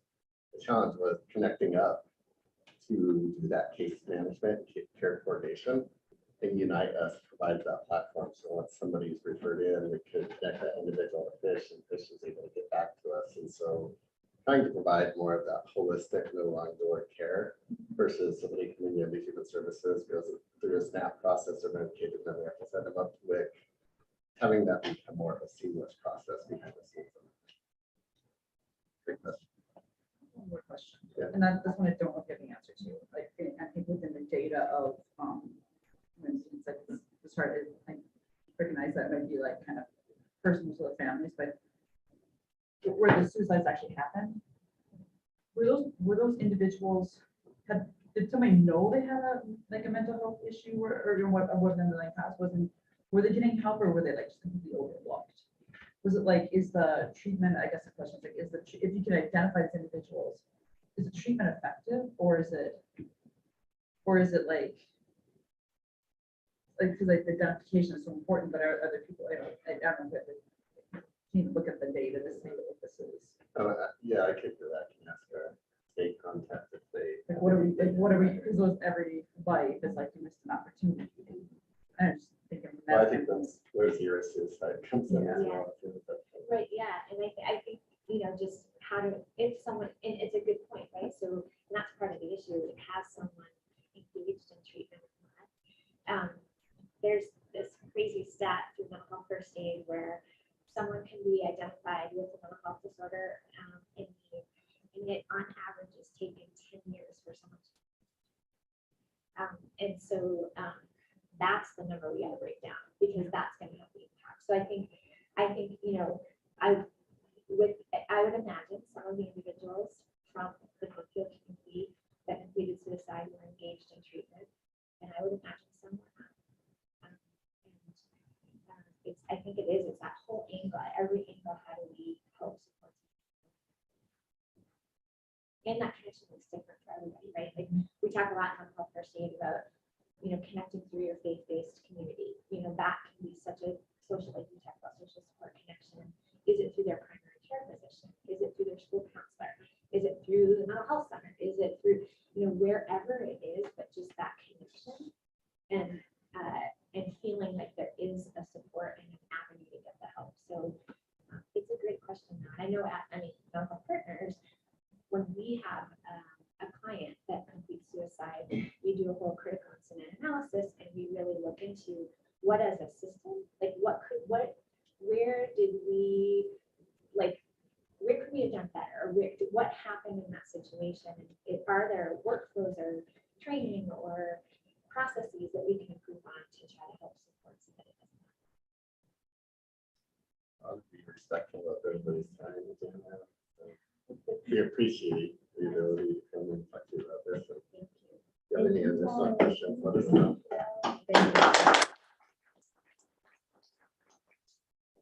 I'm gonna ask the mayor to come on up. Kind of been collecting some notes over the course of the day and a half, and so I don't know if you want to. Yeah, you can go for it. All right. She collected the notes. Well, hopefully, we will see how well I did. So thank you all for your participation. So here's what we kind of identified as action items related to the conversations that we had over the last day and a half. So Butterfly Pavilion, we're gonna look to schedule an update on the council agenda under petition communication, so we'll work to identify a date. We will also do the same for development, diversity, equity, and inclusion, to schedule a study session so we can walk through equity goals, the equity questions and different conversation around that. So staff will look at some dates and some options. Legislation, there was a question around requesting clarity on the 90 days on Prop 123 and what it actually means. So we'll follow up on that piece. The communications and engagement piece is a little bit big, so I'll go through it as quick as I can. What I heard is council would like to see at least some kind of report of metrics, not all the time, but maybe twice a year, quarterly, where you can kind of see what topics residents are engaging with on our web pages and social media. Julie, action item for Julie and her team is to keep continuing to explore options to streamline resident engagement in hopes of alleviating some of the email traffic that really needs to go to staff anyway for council. So whether it's an app, maximizing Civic Plus or other options like that with Bloomfield Voice. We talked a lot about ward meetings and kind of the bookend for those ward meetings between April 18th and July 11th, which is the first reading of the sales tax ballot language, and kind of working to identify those dates. We'll, as staff, we'll try to figure out a good process to put that out to the community through the community update. We did talk about no mailing, so we're going to utilize technology as much as we can. Danae's going to kill me later, but she's not here, so she's going to hear this though, because I know she's listening. She had a great idea yesterday for creating like a toolkit. We do that with project management, where when they go train, they take kind of a kit with them. So we talked about, welcome to the ward type graphics, sign-in sheets, a banner, tablecloth, whatever might be needed, we put that together. So it's kind of like you can stop by and pick it up. State of the city presentation was a big part of that. Business cards, just stuff like that. So we'll work on a toolkit, what that can kind of look like. And then the Google form that we talked about also for how to register folks. So you kind of can maybe anticipate at least a little bit who's all going to show up, and then how we can work on the back end to make sure that council, the specific council members in their ward can see who's going to attend, and then capture, I heard, names and email would be helpful, so then you can continue engagement. Council meetings, staff, so this one I want to be careful, just because we got to evaluate the feasibility of it and what options we might have in providing a short summary of action items following a council meeting. So we're going to take a look at that. I don't have a real sense yet of what that could look like. I need to talk to staff about that, but we did note that. Finance and budget. So the biggest thing I heard was when we get past, when you guys, after you view the department head videos, you want an opportunity to have just a dedicated study session. Like last year, we had a few items on that study session. So we're going to look to identify some dates, and we'll work with the mayor pro tem as part of the coordination meeting to kind of look at what dates seem the best. So if you have some suggestions, I'm sure you talk to the mayor pro tem. And then finally, the city county membership. So we talked a lot about CCI.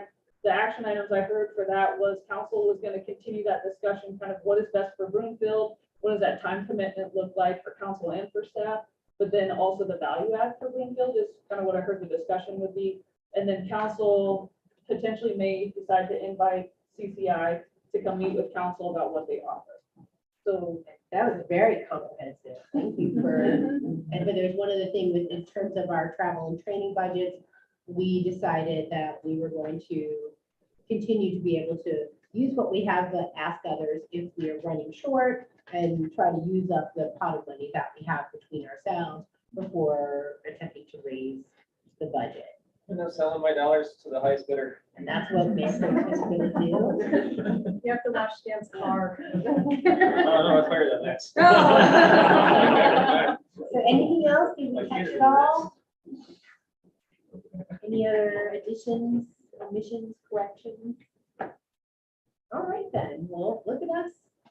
This is really great. I'm so thankful to all of you for the work that went into preparing this for us, and the ability to be able to just, be face to face in a non-business setting and exchange ideas. And I'm just so completely grateful to be able to serve with all of you. And let's keep going. I'm here if you have any other ideas, as is Mayor Pro Tem. And we'll try to keep the train moving. Thank you, guys. Thank you.